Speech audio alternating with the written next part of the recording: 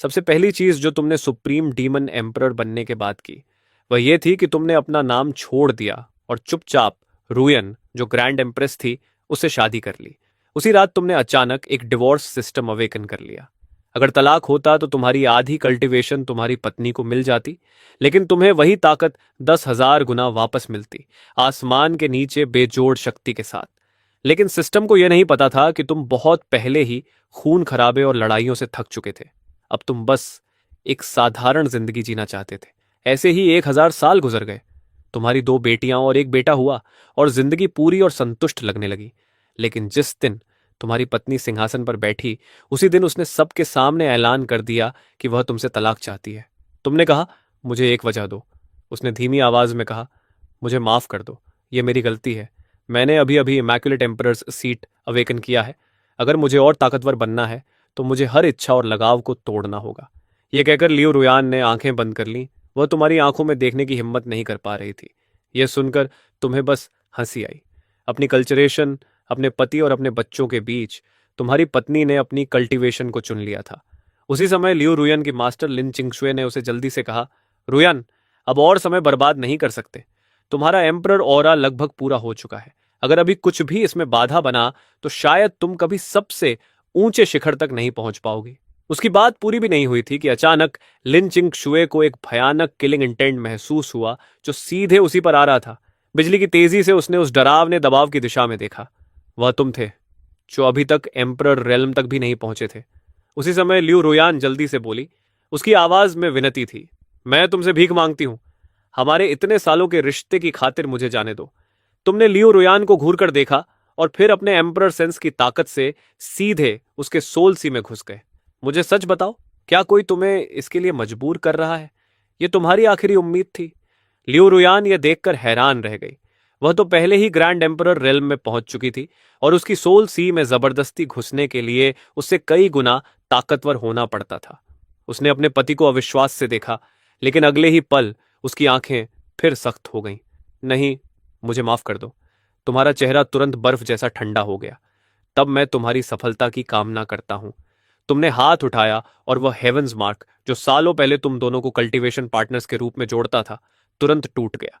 उसी समय सिस्टम की आवाज आई, बधाई हो होस्ट, डिवोर्स सफल हो गया। तुम दोनों की कुल कल्चरेशन में से लियो रोयान का हिस्सा लगभग नगण्य है। अब होस्ट की करीब आधी कल्चरेशन तुरंत ट्रांसफर हो जाएगी।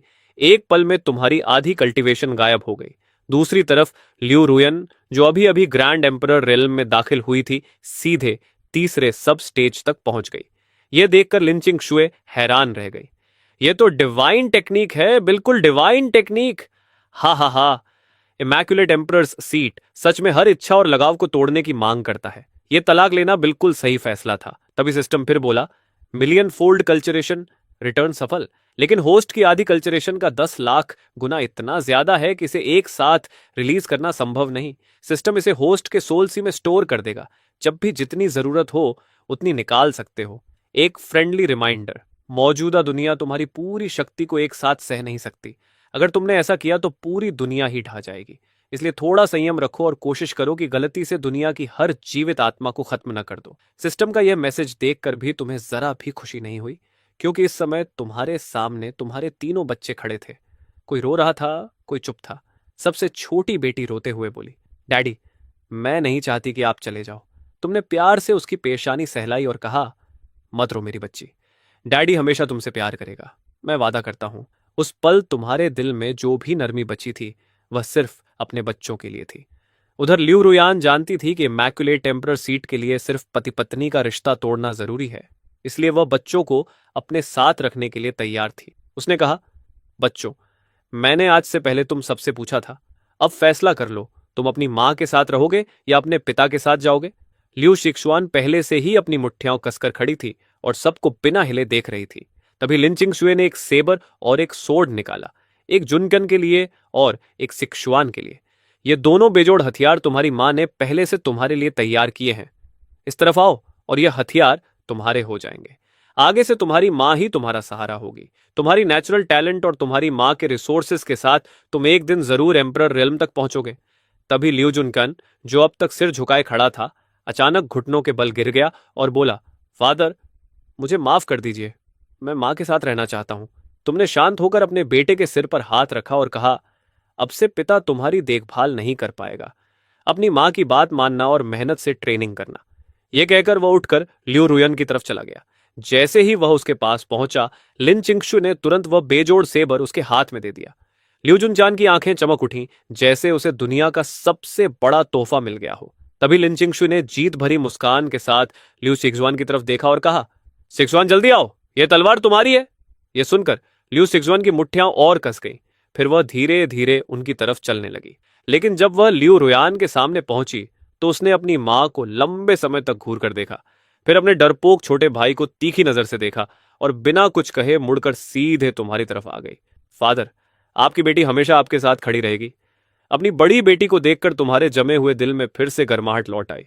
तुमने पूछा, शीशुआन, क्या तुम सच में पक्की हो? मां के सवाल के सामने लियू सिक्सुआन चुप रही। लियू रुयान ने फिर कहा, सिक्सुआन, तुम अभी छोटी हो। तुम्हें समझ नहीं है कि यह फैसला कितना बड़ा है। तुम्हें अपने भविष्य के बारे में सोचना चाहिए।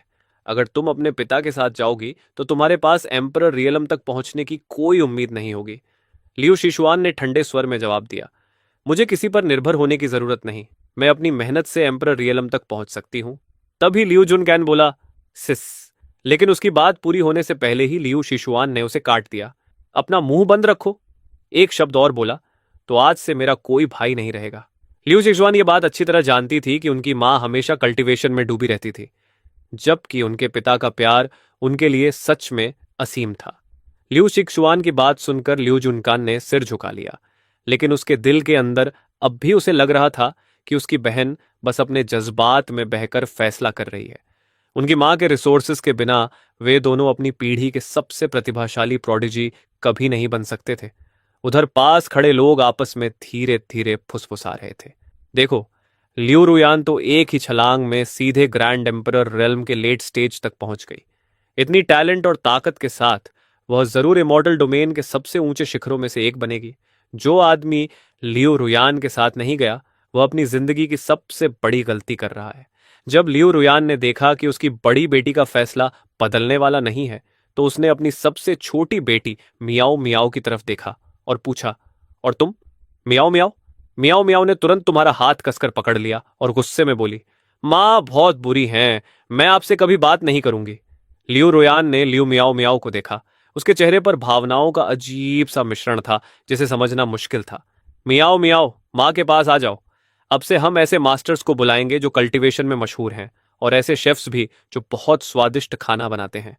वे तुम्हारे लिए हर दिन स्वादिष्ट केक और खाना बनाएंगे। तुम बहुत बुरी हो, मुझसे बात मत करो। डैडी, चलो यहां से, मुझे यहां नहीं रहना। अपनी छोटी बेटी के टूटे हुए चेहरे को देखकर तुमने धीरे से कहा, मियाओ मियाओ, थोड़ी देर सो जाओ। डैडी को बस कुछ बातें कहनी है, फिर हम यहां से चले जाएंगे। तुम अपनी बात पूरी भी नहीं कर पाए थे कि मियाओ मियाओ तुम्हारी बाहों में ही सो गई। तुमने उसे अपनी बड़ी बेटी को संभालने के लिए दिया और ठंडी नजर के साथ लियो रुयान के पास जाकर खड़े हो गए। तलाक वाले उस पल को याद करते हुए तुम कुछ देर के लिए यह भी भूल गए थे कि आगे कौन सा रास्ता चुनना है। लेकिन जब तुम्हारी दोनों बेटियों ने बिना झिझक तुम्हारे साथ रहने का फैसला किया तो तुम्हारे सामने फिर से एक रास्ता साफ हो गया। ग्रैंड एम्परर रियलम सच में काफी ताकत है। उम्मीद करता हूं कि एक दिन तुम्हारी ताकत मेरी दोनों बेटियों से भी आगे निकल जाए। तुमने इससे ज्यादा कड़वी बात नहीं कही। आखिर तुमने कभी इस औरत से पूरे दिल से प्यार किया था। लेकिन अगले ही पल तुमने हाथ बढ़ाकर लिन चिंगशू का गला पकड़ लिया। तुम अभी मेरे बच्चों को अपनी तरफ करने के लिए हर चाल चल रही थी। अगर तुम उसकी मास्टर ना होती और मेरे बच्चे यहां मौजूद ना होते तो तुम अब तक मर चुकी होती। ये कहकर तुमने उसे ऐसे फेंक दिया जैसे कोई बेकार चीज हो। फिर अपने बेटे की तरफ देखा और कहा, फादर अब तुम्हारे साथ नहीं होगा, अपना ख्याल रखना। इसके बाद तुम अपनी साली और पुराने दोस्त यी होंग के पास गए। इस बार जब मैं जा रहा हूं तो शायद वापस नहीं आऊंगा, इसलिए अलविदा। ये होंग ने तुम्हारी तरफ अपराध बोध भरी आंखों से देखा, क्योंकि जो दो बेजोड़ हथियार लिन चिंगशू ने अभी दिखाए थे वे असल में ये होंग ने ही बनाए थे। चिंगेन, मैं भी यहां नहीं रहना चाहती, चलो हम साथ चलते हैं। तुमने सिर हिलाकर कहा, नहीं ये होंग, मैं डीमन डोमेन जा रहा हूं, मैं वहीं से आता हूं। हम वॉइस ट्रांसमिशन के जरिए संपर्क में रहेंगे। अगर कभी मुझसे मिलना चाहो तो डीमन डोमेन आ जाना, मैं किसी को तुम्हें लेने भेज दूंगा। ठीक है, फिर मिलेंगे। यह कहकर तुम आसमान में उठ गए और पहली बार अपनी कल्टीवेशन ऑरा को बिना छिपाए खुलकर बहने दिया। फिर अपनी दोनों बेटियों को साथ लेकर दूर आसमान की तरफ उड़ गए। वहां मौजूद हर इंसान यह नजारा देखकर स्तब्ध रह गया। वह आदमी, वह डीमन डोमेन से है और उसकी कल्चरेशन ग्रैंड एम्परर रियलम के पीक पर है। वह इतने सालों से इमॉर्टल डोमेन में हमारे बीच रह रहा था और किसी को पता भी नहीं चला। यह सुनकर लियू रुयान की आंखें चौड़ी हो गईं। इतने सालों तक उसे इस सच्चाई के बारे में कुछ पता ही नहीं था। रुयन, और वह आदमी असल में डीमन डोमेन से है। तुमने उसे तलाक देकर बिल्कुल सही किया। उसने जरूर देखा होगा कि तुम ग्रैंड एम्परर रियलम के लेट स्टेज तक पहुंच गई हो और अंदर से डर गया होगा। जब तुम ग्रैंड एम्परर रियलम के पीक तक पहुंच जाओगी तब तुम्हारी ताकत उसे आसानी से कुचल देगी। लियू रुयान ने सिर हिलाया। अब उसकी टैलेंट इतनी बढ़ चुकी थी कि पिछले 1 अरब सालों के सबसे महान डीमन एम्परर से भी वह ज्यादा पीछे नहीं थी। आधे घंटे बाद तुम अपनी दोनों बेटियों को इमॉर्टल डोमेन और डीमन डोमेन की सीमा पर ले आए। सिक्सुआन, मियाओ मियाओ आगे डीमन डोमेन है। क्या तुम दोनों को डर लग रहा है? डैडी हमारे साथ हैं, हमें कहीं भी डर नहीं लगता। हाँ, मियाओ मियाओ को भी डर नहीं लगता। यह सुनकर तुम मुस्कुराए और प्यार से दोनों बेटियों के सिर पर हाथ फेरा। और तुम्हें डरना भी नहीं चाहिए, क्योंकि तुम्हारे डैडी को बहुत समय पहले ही कोई हरा नहीं सकता। डैड, क्या सच में आपको कोई हरा नहीं सकता? आपने ही तो हमें सिखाया था कि हमेशा कोई ना कोई हमसे ताकतवर होता है और हमें कभी घमंड नहीं करना चाहिए। तुम दोनों को कभी घमंड नहीं करना चाहिए। लेकिन तुम्हारे डैडी थोड़ा अलग हैं, क्योंकि बाकी सब जिस ताकतवर इंसान से डरते हैं वह इंसान मैं ही हूं। यह सुनकर लियो शिशुआन हंस पड़ी और मुंह ढक लिया। डैडी, आप तो बड़े बेशर्म हो। हा हा, डैडी की बात में थोड़ा सच तो है। अपनी दोनों बेटियों को इतने खुश होकर हंसते देख तुम्हारे दिल के सारे अंधेरे पूरी तरह मिट गए। चलो, अब चलते हैं। डैडी तुम्हें डीमन डोमेन घुमाने ले जा रहे हैं। वहां बहुत सारा अच्छा खाना मिलता है। हाँ, काफी मिलता है। मुझे एक पुराना डीमन पता है, उसका खाना कमाल का होता है। लेकिन वहां जाने से पहले मुझे तुम्हें एक जगह ले जाना है। थोड़ी देर बाद तुम अपनी बेटियों को एक छिपे हुए वॉल्ट के अंदर ले गए। डैडी, ये जगह क्या है? ये डीमन डोमेन में मेरे पुराने समय का ट्रेजर वॉल्ट है। अभी जुनचान को एक बेजोड़ सेबर मिला है ना, तो अब डैडी तुम्हें भी तुम्हारे हथियार देने वाले हैं। तुमने आसपास की खाली जगह की तरफ जोर से आवाज लगाई। शाओ ही जी, तुम कहाँ चले गए? मैंने तुम्हें यहीं रहकर इस जगह की रखवाली करने को कहा था। मैं काफी देर से यहां हूं और तुम्हारा कोई पता नहीं। आखिर में तुमने एक इनकैंटेशन पढ़ा और अगले ही पल लावा के अंदर से एक लंबी तलवार और काले ऑनिक्स आर्मर का एक पूरा सेट बाहर निकल आया। ये वही ब्लड डियर बैटल आर्मर था जिसे पहनकर तुमने कभी पूरे डीमन डोमेन में धूम मचा दी थी। अब फिर से रोशनी में आने का समय है। अगले ही पल वह तलवार चमकते हुए तुम्हारे हाथ में आ गई। जिक्शुआन, इस बेजोड़ तलवार का नाम जूयू इमॉर्टल स्वॉर्ड है, लेकिन मुझे इसका असली नाम साओ जिंचो ज्यादा पसंद है। आज डैडी यह तलवार तुम्हें दे रहे हैं। फिर तुमने तलवार से कहा, साओ जिंचो, ये मेरी प्यारी बेटी है। आज से तुम इसकी सेवा करोगे, समझे? तलवार हल्के से कांपी, जैसे उसने हामी भर दी हो। तुमने इशारा किया कि लियू शिक्सुआन तलवार ले ले, लेकिन उसने सिर हिला दिया। यह तलवार बहुत कीमती है, मैं इसे नहीं ले सकती, और अभी मेरी कल्टीवेशन भी इतनी नहीं कि मैं ऐसी तलवार के लायक हूं। वह हैरान थी, क्योंकि इस तलवार की औरा उसके भाई की बेजोड़ सेबर से 1000 गुना ज्यादा ताकतवर थी। तुम मुस्कुराए और कहा, नहीं शिक्सुआन, तुम्हें चिंता करने की जरूरत नहीं। सिर्फ मेरी बेटी होने और मेरा खून अपने अंदर रखने की वजह से इस दुनिया में ऐसी कोई चीज नहीं है जिसके तुम लायक ना हो। सिर्फ वही चीजें जिनकी तुम्हें जरूरत नहीं। यह सुनकर जिक्सुआन हंस पड़ी। उसने कहा, डैडी, आपने अभी जो कहा वह काफी कूल था, लेकिन किसी तरह थोड़ा मजेदार भी लग रहा है। ऐसा क्यों? तुम मुस्कुराकर बोले। तो फिर इसकी आदत डाल लो, क्योंकि डीमन डोमेन में तुम्हारे डैडी को अपनी इमेज थोड़ी बदलनी पड़ेगी। यहाँ की दुनिया ज्यादा कठोर है। इमॉर्टल डोमेन की तरह यहाँ नियम और शिष्टाचार ज्यादा मायने नहीं रखते। यहाँ बस एक ही बात चलती है, जिसकी मुट्ठी सबसे ताकतवर वही कानून। फिर तुमने कहा, इसलिए डैडी के पास तुम्हारे लिए कुछ चीजें हैं।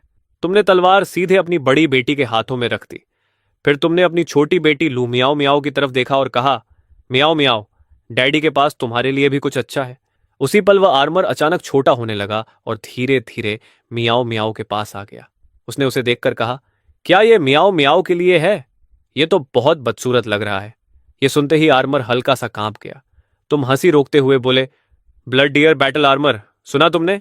मेरी बेटी को तुम्हारा अब भी वाला रूप पसंद नहीं आया। खुद को बदलकर कुछ ऐसा बना लो जो किसी बच्चे को पसंद आए। अगले ही पल काला ब्लड डियर बैटल आर्मर बदलकर गुलाबी रंग के आर्मर में बदल गया। लू मियाओ मियाओ तुरंत खुश हो गई। तुमने आर्मर की तरफ अंगूठा दिखाकर कहा, मियाओ मियाओ, अब पसंद आया? उसने चमकती आंखों से कहा, पसंद? मुझे तो बहुत ज्यादा पसंद आया। तुमने कहा, अच्छा तो अब तुम इसे अपना नया नाम दे सकती हो। तुम इससे बात भी कर सकती हो, इसे किसी भी रंग में बदल सकती हो, इसे इनविजिबल कर सकती हो, बड़ा छोटा बना सकती हो, जैसा तुम्हें पसंद हो। मियाओ मियाओ हैरान होकर बोली, सच में ये सब कर सकता है? मुझे नाम सोचने दो। वह अपनी उंगली चबाते हुए सोचने लगी। फिर अचानक उसका चेहरा चमक उठा। मिल गया, मैं इसका नाम डोनट रखूंगी। जैसे ही यह नाम पड़ा, ब्लड डियर बैटल आर्मर दुखी होकर रोने जैसा करने लगा। यह देखकर तुमने जल्दी से आर्मर को थपथपाया और कहा, सुना तुमने, अब से तुम्हारा नाम डोनट है। अगले ही पल आर्मर खुशी से हंसने लगा। तुमने कहा, म्याओ म्याओ, देखो इसे नाम पसंद आ गया। उसने कहा, लगता तो ऐसा ही है। यह सब देखकर लुजिक्सुआन कुछ पल के लिए पूरी तरह चुप हो गई। फिर तुमने लावा में हाथ डालकर कई डीमन कल्चरेशन मैनुअल्स निकाले जो उनकी ट्रेनिंग के लिए सही थे। जाने से पहले भी तुम सोच रहे थे कि शाओ हिजी आखिर गया कहां। तुमने उसे खास तौर पर यहां पहरा देने के लिए छोड़ा था और तुमने सोचा था कि वह तुम्हारी दोनों बेटियों की भी देखभाल करेगा, लेकिन उसका कहीं कोई पता नहीं था। सीक्रेट वॉल्ट से बाहर आने के बाद तुम अपनी बेटियों को मोलिंग सिटी ले आए, जहां एक बूढ़े हर्मिट की डीमन कल्टीवेशन टेक्निक उनके शरीर के लिए बिल्कुल सही लग रही थी। मोलिंग सिटी की मुख्य सड़क पर चलते हुए लू जिक्सुअन की आंखें हैरानी से खुली रह गईं। उसने कहा, फादर, डीमन डोमेन के शहर तो मेरी कल्पना से बिल्कुल अलग है। मुझे लगा था यहां हर जगह बस लड़ाई झगड़ा और मारकाट होती होगी। तुमने कहा, असल में डीमन डोमेन के शहर इमॉर्टल डोमेन के शहरों से इतने अलग नहीं है, बस कल्टीवेशन सिस्टम अलग है। तभी अचानक लू जिक्सुअन ने आसमान की तरफ देखकर कहा, फादर देखिए, ऊपर लोग लड़ रहे हैं। आसमान में उस समय कुछ आदमी, जिनके चेहरों पर बुरी मुस्कान थी, एक लाल कपड़े पहने औरत को घेर रहे थे। उनमें से एक बोला, भाइयों जल्दी करो, हमें इस लड़की को पकड़ना है, आज की रात मजेदार होने वाली है। दूसरा बोला, मजा बाद में, पहले ये देखो कि इसके पास क्या क्या चीजें हैं। हालांकि मानना पड़ेगा, ये दिखने में भी काफी अच्छी है। साफ था कि उन लोगों की नजर सिर्फ उस औरत की चीजों पर नहीं थी। तुमने अपनी बेटी से पूछा, क्या तुम उसकी मदद करना चाहती हो? तुम जानते थे कि तुम्हारी बेटी के दिल में न्याय की भावना बहुत मजबूत है। लू जिक्सुआन बोली, शायद मुझे इसमें दखल नहीं देना चाहिए। तुमने शांत होकर कहा, इतना मत सोचो, डैडी यहां है, और वैसे भी ये डीमन डोमेन की लड़ाई का अनुभव लेने का अच्छा मौका है। वह बोली, लेकिन मेरी कल्टीवेशन अभी भी इमॉर्टल रूइंस की है। अगर मैं लड़ूंगी तो क्या डीमन डोमेन के कल्टीवेटर्स मुझ पर हमला नहीं करेंगे? तुम्हारा चेहरा बिल्कुल शांत था। तुमने कहा, जितने आएंगे उतने गिरेंगे, जैसा तुम्हें सही लगे वैसा करो, चिंता मत करो। यह सुनते ही लुजिक्सुआन ने एक पल भी नहीं सोचा। उसने कहा, फादर मैं जा रही हूं, यह मेरे नए हथियार को आजमाने का अच्छा मौका है। इतना कहकर वह बिजली की तरह गायब हुई और लाल कपड़े वाली औरत के पास पहुंच गई। उसने कहा, फेलो कल्टीवेटर, मैं मदद करने आई हूं। इतना कहकर उसने तलवार से एक ही वार किया। रोशनी की एक तेज चमक हवा में दौड़ी और डीमन डोमेन का एक आदमी उसी जगह मर गया। बाकी चार तुरंत सतर्क हो गए, खासकर जब उन्होंने लू जिक्सुआन के हाथ की तलवार देखी। उनमें से एक बोला, यह तो एक पियरलेस सोर्ड लग रही है। थत, ये दोनों साथ में हैं। दूसरा बोला, रुको, ये लड़की डीमनिक एनर्जी इस्तेमाल नहीं कर रही, ये स्पिरिट एनर्जी है, ये इमॉर्टल रूइंस से है। ये सुनते ही लाल कपड़े वाली औरत के दिल में निराशा छा गई।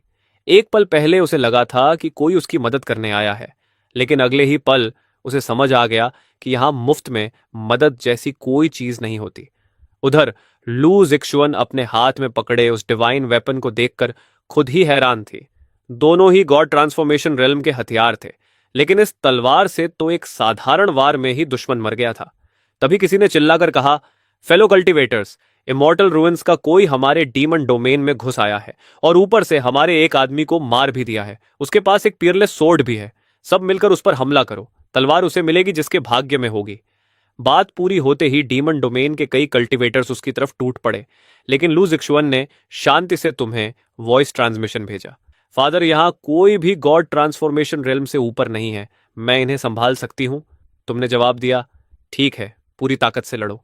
तुम्हें अपनी बेटी की बिल्कुल चिंता नहीं थी, क्योंकि सब कुछ तुम्हारे नियंत्रण में था। और इस तरह लू जिक्सुआन दुश्मनों की भीड़ के साथ भयंकर लड़ाई में उतर गई। इस बीच लाल कपड़े वाली औरत पर अब कोई ध्यान नहीं दे रहा था। उसने लू जिक्सुआन को चारों तरफ से घिरते हुए देखा और उसके दिल में उलझन पैदा हो गई। यह भागने का सबसे अच्छा मौका था, लेकिन थोड़ी देर झिझकने के बाद उसने दांत भींचे और फिर से लड़ाई में कूद पड़ी। वह भी लू जिक्सुआन के साथ मिलकर लड़ने लगी। तुमने उसे देखकर कहा, बुरा नहीं, कम से कम इसमें कुछ सिद्धांत तो हैं। भागकर नहीं गई। तभी तुमने ध्यान से उसे देखा और सोचा, रुको, इस लड़की में कुछ अजीब है। इसकी ऑरा कुछ जानी पहचानी क्यों लग रही है। लेकिन उसी समय एक डरावनी आवाज गूंजी, इमोर्टल रूइंस का कोई यहाँ, और ऊपर से एक पीयरलेस स्वॉर्ड भी। सोच भी नहीं सकता था कि इस सफर में मुझे इतना बड़ा मौका मिल जाएगा। लड़की, वह तलवार इस बूढ़े को दे दो। तुम तुरंत समझ गए, मुसीबत आ गई है। ये एक सेंट किंग लेवल का ताकतवर कल्टीवेटर था। इतनी ताकतवर शख्सियत के सामने वह तलवार उनके लिए पूरी तरह पहुंच से बाहर थी। लेकिन जैसे ही उस बूढ़े आदमी की नजर तुम पर पड़ी, वह तुरंत कांप गया और बोला, ग्रैंड एम्परर। इस छोटे से जूनियर की आंखें थीं, लेकिन वह पहचान नहीं पाया। आप कृपया जारी रखें, सीनियर। यह जूनियर अभी तुरंत चला जाता है। तुमने शांत स्वर में कहा, रुको, मुझे तो तुम्हारा वह घमंडी रवैया ज्यादा पसंद आया जो अभी कुछ पल पहले था।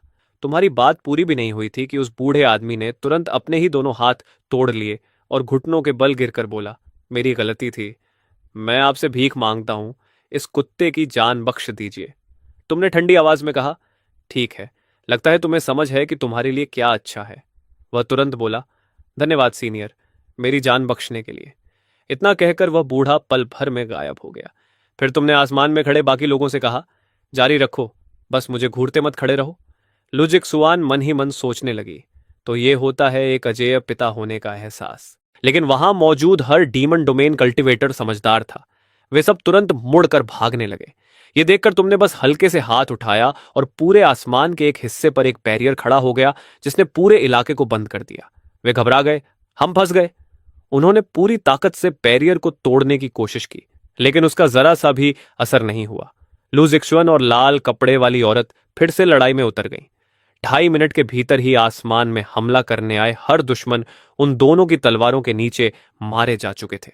लुजिक्सुआन जल्दी से तुम्हारे पास आई और बोली, फादर, यह तलवार तो बिल्कुल मेरे लिए ही बनी है। तुमने संतोष से सिर हिलाया और मन ही मन सोचा कि जल्द ही तुम्हें अपनी बेटी के लिए एक सही कल्टीवेशन टेक्निक ढूंढनी होगी, ऐसी जो उसकी कॉन्स्टिट्यूशन से मेल खाए और उसकी पूरी फाउंडेशन को डेमोनिक कल्टीवेशन में बदल दे, क्योंकि इमॉर्टल रूइंस की टेक्निक को यहाँ डीमन डोमेन में इस्तेमाल करना बहुत ध्यान खींचने वाला था।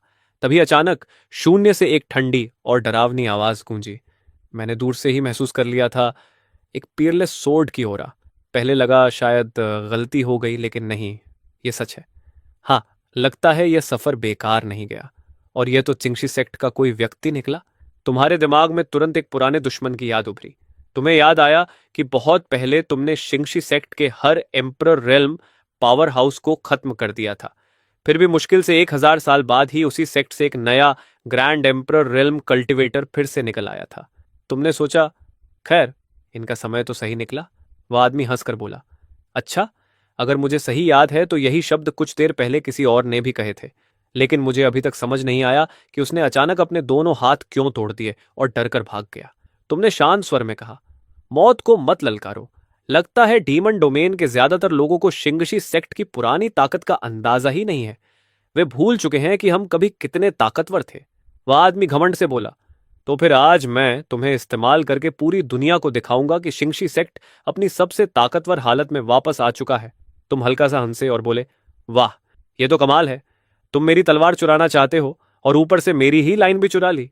फिर तुमने कहा, लगता है शिंगशी सेक्ट को अभी थोड़ा और समय चाहिए पकने के लिए।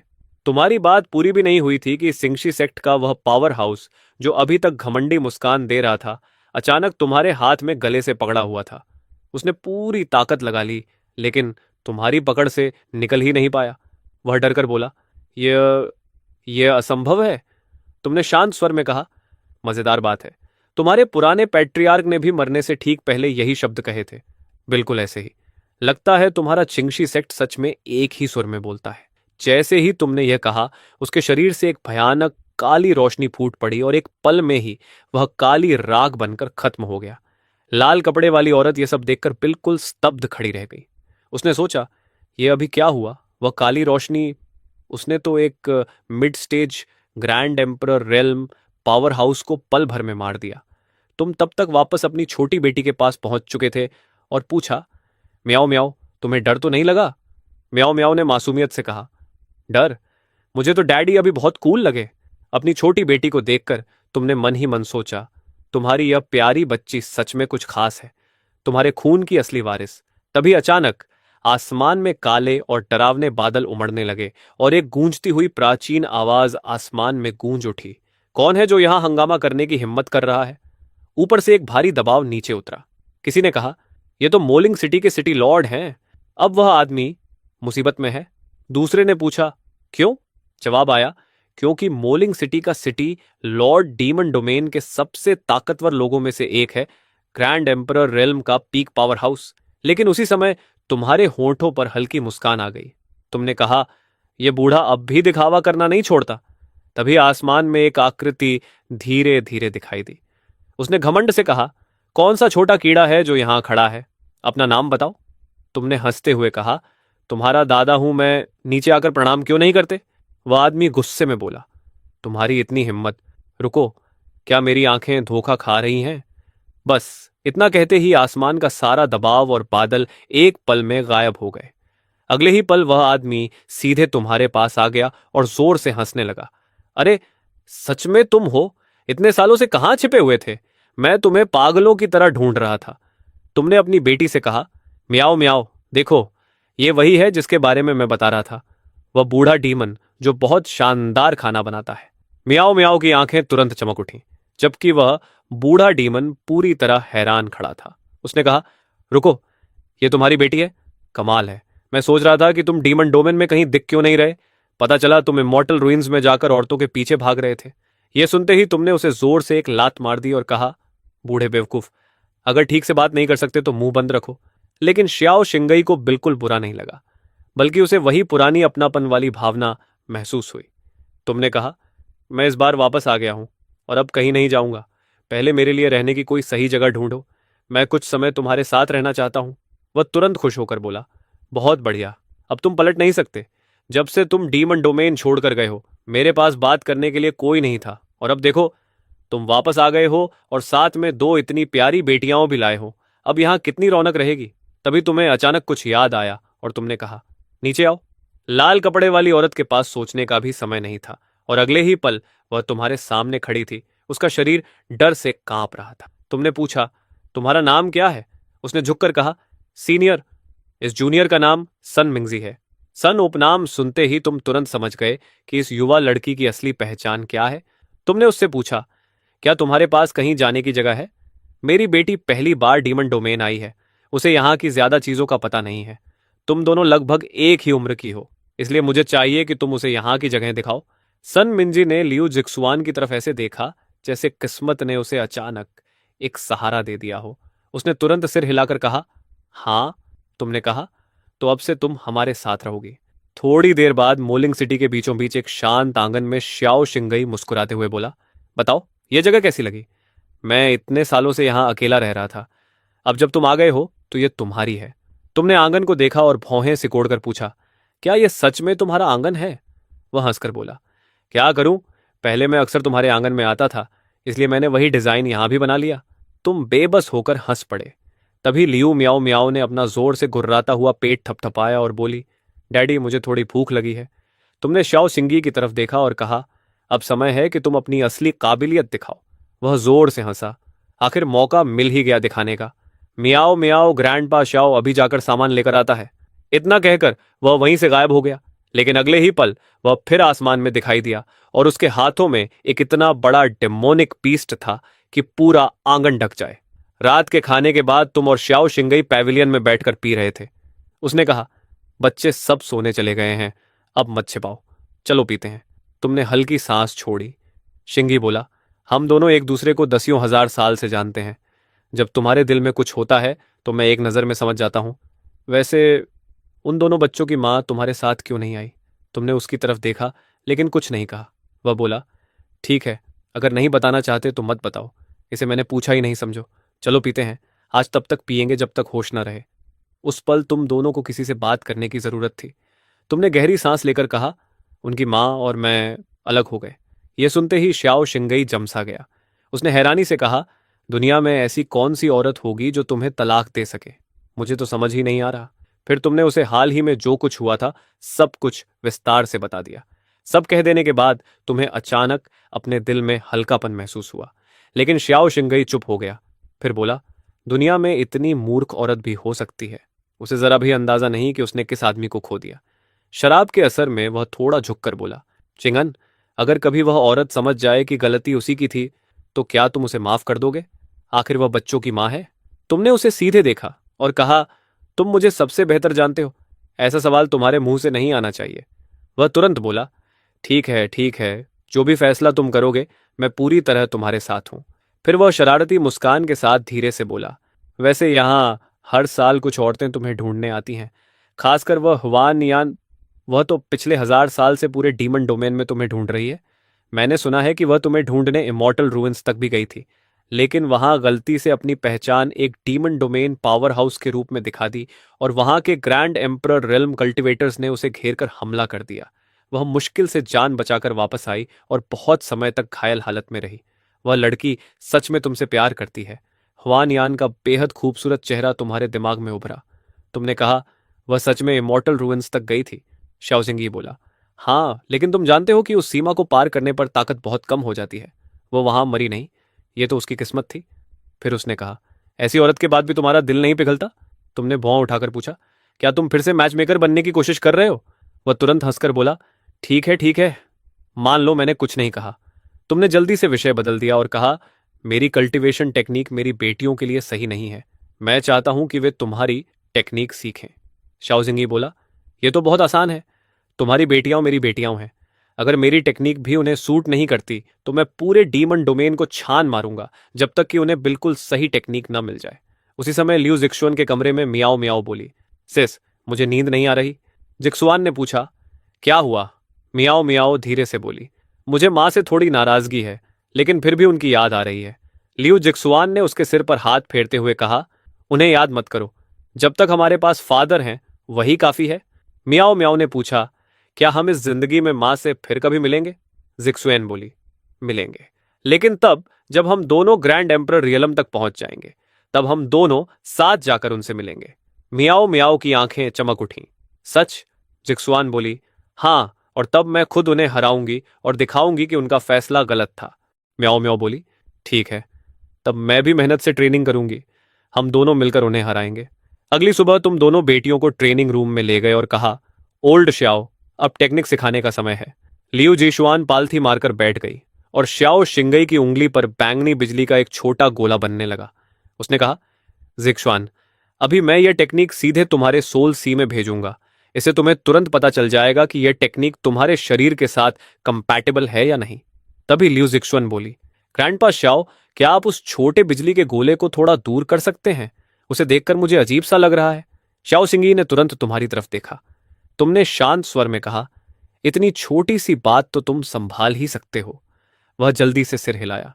थोड़ी देर बाद लियू जीशुआन गहरी समझ की अवस्था में चली गई, लेकिन उसी समय लियू मियाओ मियाओ, जो आमतौर पर ट्रेनिंग में कोई दिलचस्पी नहीं दिखाती थी, अचानक बोली, डैडी, मियाओ मियाओ भी ट्रेनिंग करना चाहती है। तुमने हैरानी से अपनी छोटी बेटी को देखा और कहा, ओल्ड श्याओ, मियो मियो को भी कोशिश करने दो। श्याओ शिंगई ने सिर हिलाया। टेक्निक देने के बाद उसने अजीब नजर से तुम्हें देखा और पूछा, जिक्सुआन कब से ऐसी है? तुमने कहा, बचपन से। वह बोला, तो मतलब बिल्कुल शू तियानफई जैसी? तुमने सिर हिलाकर कहा, इतनी भी नहीं, लेकिन यह दिमाग से जुड़ी चीज है, इसमें मैं कुछ नहीं कर सकता। श्याओ शिंगई हंसकर बोला, अरे, तुमने तो शू तियानफई को उसी स्वभाव की वजह से मना कर दिया था, और अब तुम्हारी अपनी बेटी भी वैसी ही निकली। तुमने कहा, बस करो। फिर तुम्हें अचानक कुछ याद आया और तुमने पूछा, अरे हाँ, मैंने तुमसे कल एक बात पूछनी भूल गया था। क्या इन सालों में तुम्हारी मुलाकात उस छोटे काले शरारती से हुई? श्याओ शिंगई बोला, हाँ हुई थी, क्योंकि उसने मेरी सबसे ताकतवर तलवार थंडर फ्लेम स्वॉर्ड चुरा ली। यह सुनकर तुम्हारा चेहरा लाल हो गया। तुमने पूछा, फिर? वह बोला, फिर कुछ नहीं, सुनो, तुम्हें मेरी थंडर फ्लेम स्वॉर्ड वापस दिलानी होगी। तुमने कहा, लेकिन वह तो तुम्हारा कॉन्ट्रैक्ट बीस्ट है, मुझे तो यह भी नहीं पता कि वह अभी कहाँ है। तुमने कहा।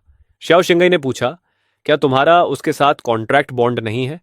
तुमने शांत होकर जवाब दिया, जब मैं गया था तब उसका आधा बॉन्ड मैंने खुद ही तोड़ दिया था। यह सुनकर श्याओ शिंगई कुछ पल के लिए चुप हो गया।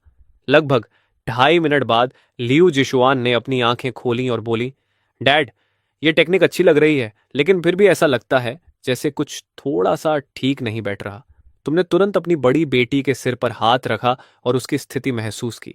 एक पल बाद तुम बोले, ये टेक्निक तुम्हारी कॉन्स्टिट्यूशन के साथ लगभग 90% कंपैटिबल है, बस थोड़ा सा कम है। कोई बात नहीं, डैड तुम्हारे लिए इससे भी बेहतर टेक्निक ढूंढेगा।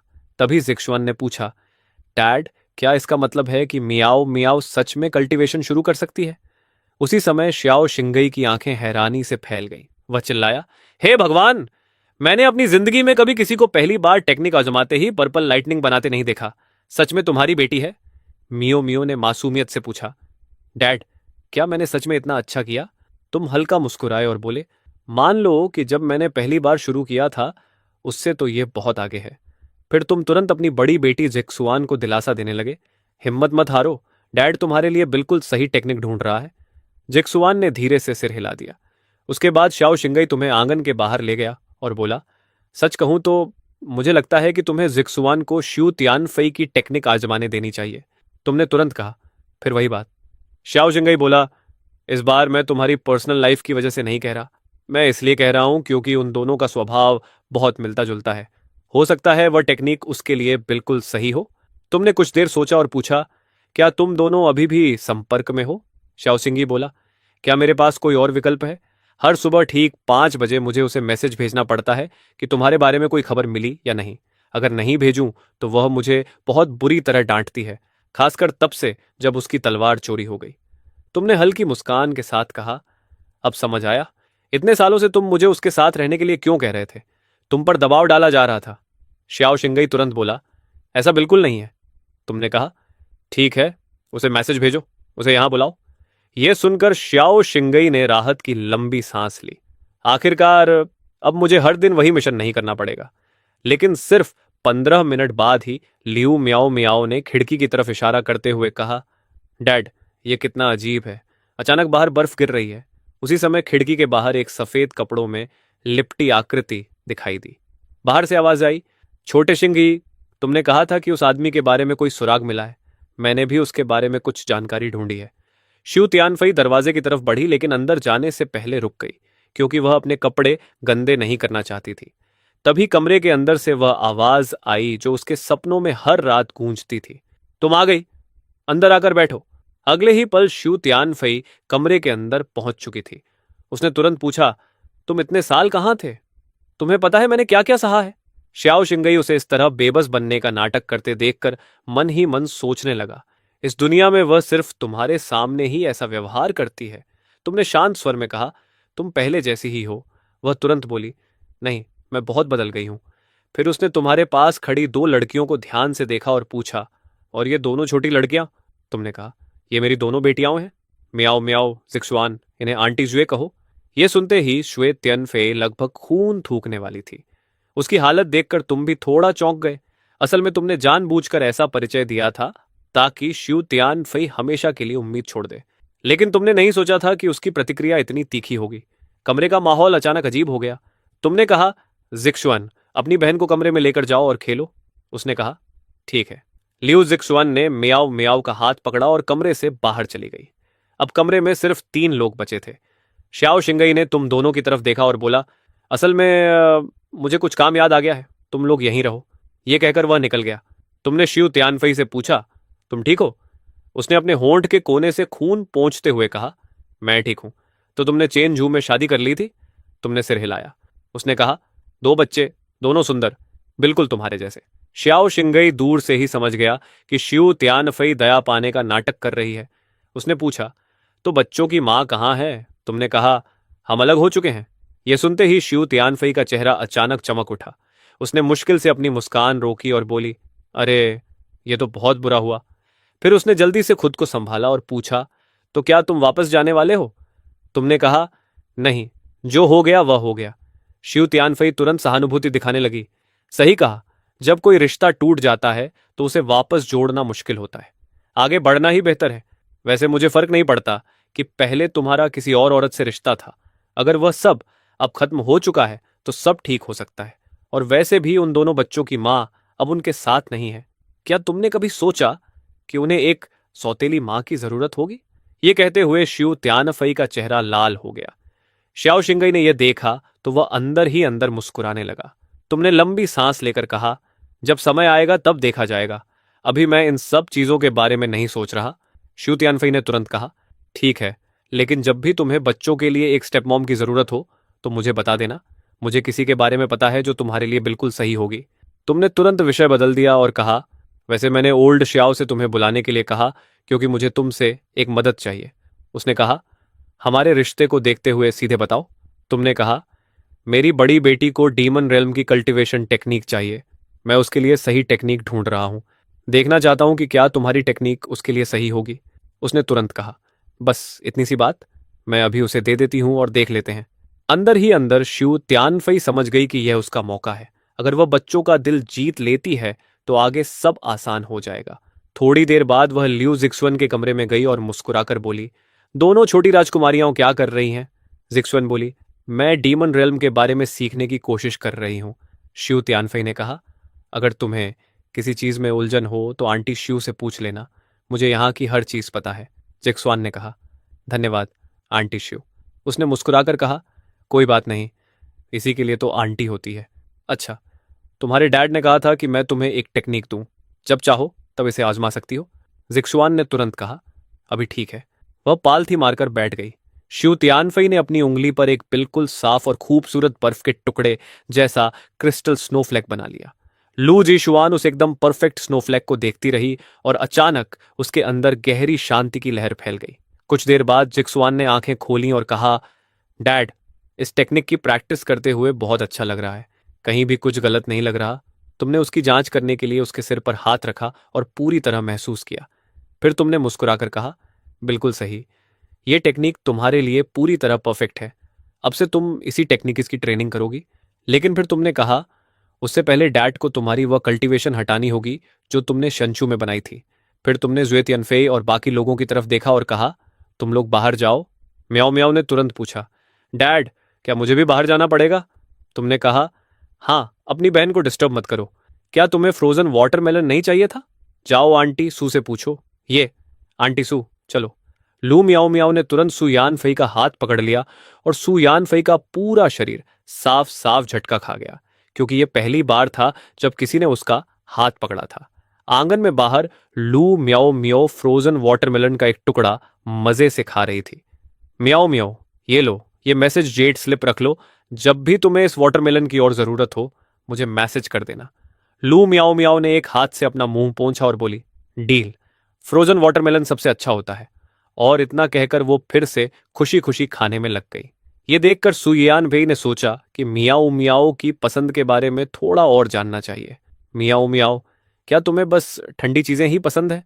नहीं, मुझे तो बस जो भी स्वादिष्ट हो वो सब पसंद है। ये सुनकर सुयान भेई तुरंत समझ गई कि यह छोटी सी फूडी है। मियाओ मियाओ, आंटी सू को कुकिंग ज्यादा अच्छी नहीं आती, लेकिन मैं सीख सकती हूँ। आगे से मैं तुम्हारे लिए हर तरह की चीजें बनाऊंगी, ठीक है? कोई बात नहीं, अंकल शाओ पहले से ही बहुत अच्छे कुक हैं। सुयान फेई एक पल के लिए रुक गई, फिर बोली, तो कैसा रहेगा अगर आंटी सू तुम्हें डीमन रेल्म की लोकल स्पेशलिटीज लाकर दे, जैसे डीमन बॉल्स? उनकी खुशबू ही तुम्हें दीवाना कर देगी। लू म्याओ म्याओ की आंखें चमक उठी। ये तो कमाल है। आंटी सू, अब से आप डीमन रेल्म में मेरी सेकंड बेस्ट फ्रेंड हो। सू यनफे को जिज्ञासा हुई, तो फर्स्ट कौन है? अंकल शाओ, ऑब्वियस है। सू यनफे तुरंत भड़क गई। शाओ सिंगी, अब तुम गए काम से। उसी समय शाओ सिंगी अभी अभी कैबिन से बाहर निकला ही था कि अचानक उसकी रीढ़ में ठंड सी दौड़ गई। इधर आओ, मैंने इस बार क्या कर दिया? सो येयान फाई ने शाओ शिंगई को पकड़कर स्टोन पैविलियन तक खींच लिया और साइड में जाकर उसका पूरा व्यवहार बर्फ जैसा ठंडा हो गया। मुझे तुमसे एक सवाल पूछना है, क्या तुम्हें उस औरत के बारे में सब कुछ पता है? शाओ शिंगई का चेहरा झटके से हिल गया। क्या तुम एक बार नॉर्मल इंसान की तरह मुझसे बात कर सकती हो? मैं इतने समय से तुम्हारे लिए अच्छी बातें ही कह रहा हूं। हाँ हाँ, जब देखूंगी तब मानूंगी। ठीक है ठीक है, भलाई का जमाना ही नहीं रहा। बोलो क्या जानना है? समय बर्बाद मत करो, जो कुछ जानते हो सब बताओ। कुछ देर बाद श्याओ शिंगई ने जो कुछ भी उसे पता था सब बता दिया। सब सुनने के बाद सुयान फई पूरी तरह हैरान रह गई। रुकिए, वो औरत सच में इतनी बेवकूफ है? हाँ, उस समय मुझे भी बिल्कुल यही लगा था। सुयान फाई तुरंत संभल गई। नहीं नहीं, मुझे उसे बेवकूफ नहीं कहना चाहिए। अगर उसने अपने पास जो था उसकी कद्र की होती तो मुझे जिंदगी में कभी यह मौका ही नहीं मिलता। वैसे भी चिंगेन को मैं जितना जानती हूं उसके वापस जाने का कोई सवाल ही नहीं है। इसलिए तुम्हें बस थोड़ी सी मेहनत करनी है और उसके दिल में जगह बनाने की संभावना काफी अच्छी है। जानते हो क्या, मुझे अब तुम थोड़े पसंद आने लगे हो, इसलिए आज तुम्हें छोड़ देती हूँ। श्याओ शिंगई आधे घंटे तक चुपचाप बैठा रहा। इसी बीच तुमने अपनी बड़ी बेटी की कल्टीवेशन बेस को डीमन रेल्म के स्टैंडर्ड्स के अनुसार बदल दिया और उसे एक पूरा मेजर रेल्म ब्रेक थ्रू करने में मदद भी की। फिर तुम उसे लेकर गार्डन में आ गए। जब तुमने देखा कि सुई यन फे और लू मियाओ मियाओ सच में साथ में मजे कर रही हैं, तो तुम एक पल के लिए खो गए। तुम दोनों जल्दी क्लोज हो गए। सुई यन फे हंस पड़ी। वो क्यूट भी है और स्मार्ट भी। मुझे कैसे पसंद नहीं आएगी? मियाओ मियाओ, चलो अपने डैड को बताओ कि डीमन रेल्म में तुम्हारा नंबर 1 बेस्ट फ्रेंड कौन है। आंटी सू। तुम और तुम्हारी बड़ी बेटी ने एक दूसरे की तरफ देखा। सुयान फाई तो कमाल की खिलाड़ी निकली, लेकिन उसी समय तुम्हारे स्पेशल स्टोरेज में रखा मैसेज जेड स्लिप अचानक बज करने लगा। तुमने उसे निकाला तो पता चला कि शंचू से तुम्हारा पुराना दोस्त ओल्ड ही मैसेज भेज रहा है। मैं अब शांचू में नहीं रह सकता, क्या मैं डीमन रियलम में तुम्हारे पास आ सकता हूँ? ओल्ड ही क्या हुआ? तुम्हारे जाने के बाद सबको पता चल गया कि तुम डीमन रियल्म के सबसे बड़े राइवल्स में से एक हो, और मेरे तुम्हारे साथ रिश्ते की वजह से पूरा सेक्ट हमें लगभग एक ही समझता है। अब लोग कह रहे हैं कि मैंने सेक्ट से गद्दारी की है, कि मैंने डीमन रियल्म के लोगों को अंदर लाया।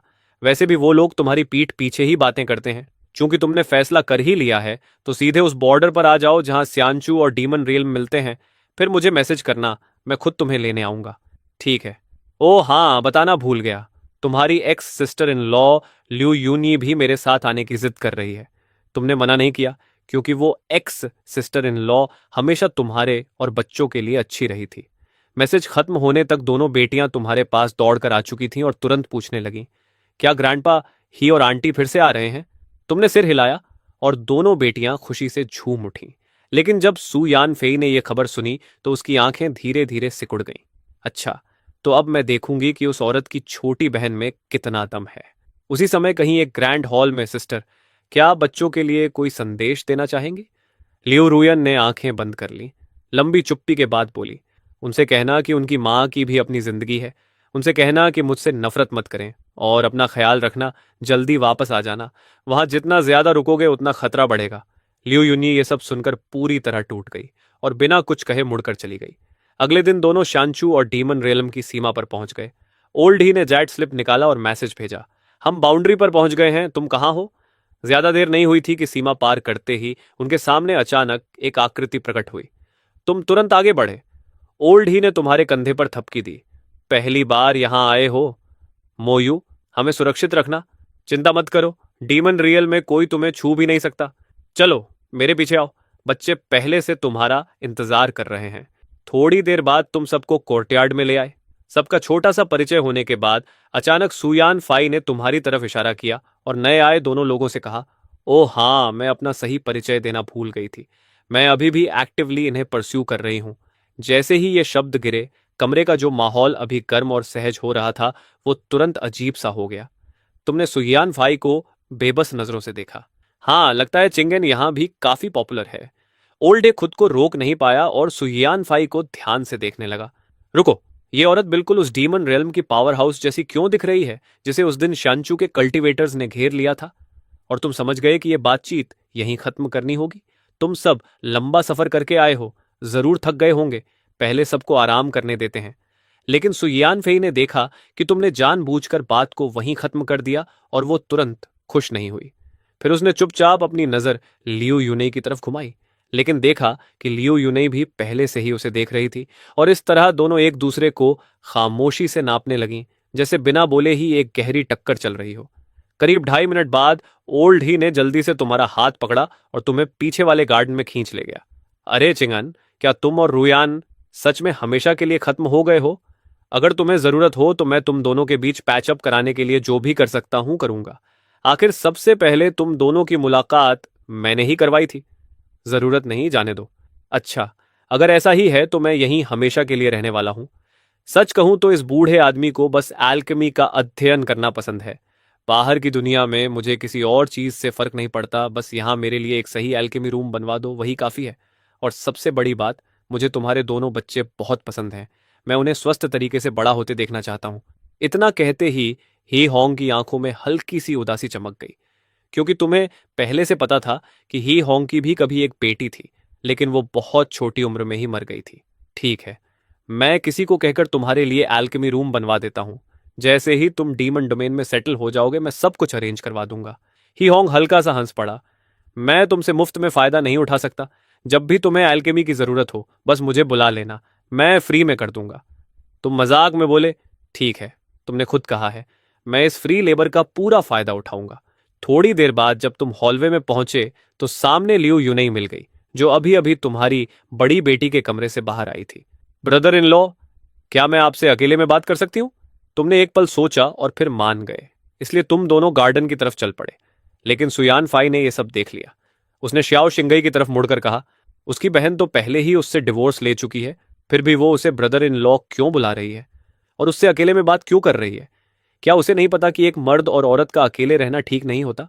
इसमें इतनी बड़ी बात क्या है? वो 1000 साल से उसे ब्रदर इन लॉ कहती आई है, ये एक दिन में कैसे बदल जाएगा? आखिर तुम किसका पक्ष ले रहे हो? श्याओ शिंगई के माथे पर ठंडा पसीना आ गया। मैं जो कहने जा रहा हूं वो तुम्हें पसंद नहीं आएगा, छोड़ो, मैं चुप ही रहता हूं। उधर पीछे वाले गार्डन में अपनी पूर्व sister in law Liu Yuni को देखते ही तुम्हें अंदाजा हो गया था कि वो क्या कहना चाहती है। अगले ही पल लियू यूनी अचानक तुम्हारे सामने 90 डिग्री झुक गई। ब्रदर इन लॉ, मैं अपनी बहन की तरफ से आपसे माफी मांग रही हूं। तुमने गहरी सांस ली। तुम्हें पता था कि वो दिल की अच्छी है। उठो, इसमें तुम्हारी कोई गलती नहीं है।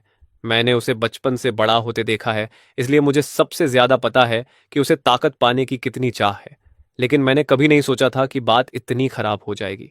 बस अब रहने दो, बात यहां तक आ चुकी है, अब वापस लौटना संभव नहीं है। लियू यूनी ने और ज्यादा सिर झुका लिया। अगर और कुछ नहीं है तो चलो वापस चलते हैं। ब्रदर इन लॉ, मैं जोंगरान और अपने छोटे भाई की तरफ से भी आपसे माफी मांगना चाहती हूँ। तुम वहीं खड़े खड़े चुप हो गए। मन में सोचा, ये लड़की क्या माफी मांगने के लिए ही पैदा हुई है क्या? फिर तुम मुस्कुरा दिए। अच्छा, माफी मांगना चाहती हो ना, तो कम से कम थोड़ी सिंसेरिटी तो दिखाओ। लियू यूनी शर्मा गई। तो आपको मेरी माफी स्वीकार करने के लिए मुझे क्या करना होगा?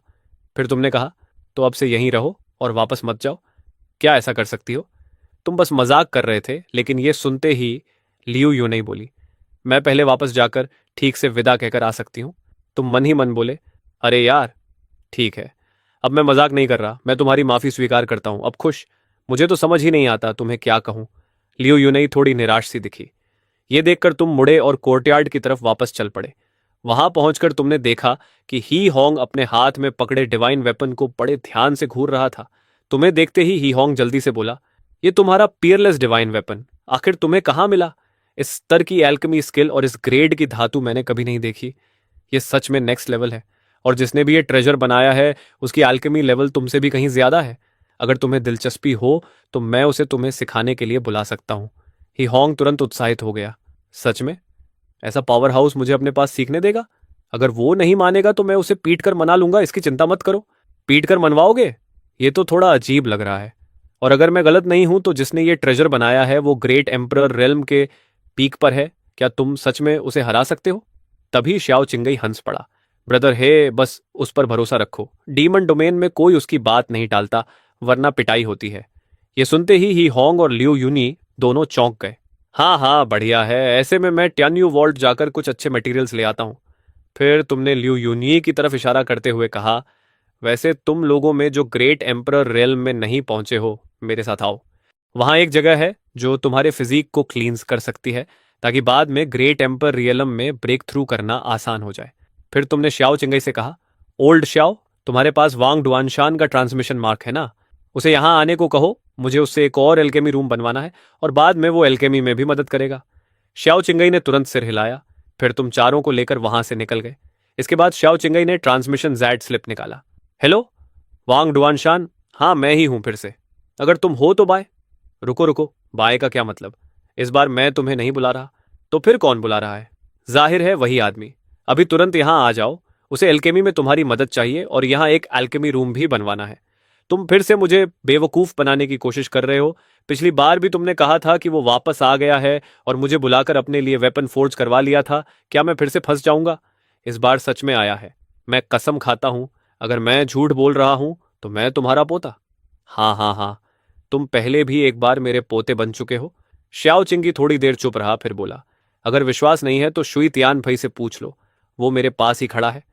तभी शुई तियान फई की आवाज आई, हाँ वो सच में वापस आ गया है। ओ, तो तुम और श्याओ चिंगी अब ज्यादा चालाक हो गए हो। इस बार उसकी आवाज की नकल भी नहीं कर रहे, अब शुई टियनफेई की आवाज कॉपी कर रहे हो? आवाज तो काफी असली लग रही है, लेकिन मैं फिर भी नहीं आ रहा। हाँ हाँ, अगर हिम्मत है तो आकर मुझे पीट लो। अगले ही पल उसने ट्रांसमिशन काट दिया। उसी समय डीमन डोमेन के पूर्वी बैरन लैंड्स के ऊपर आकाश में तुम खड़े थे।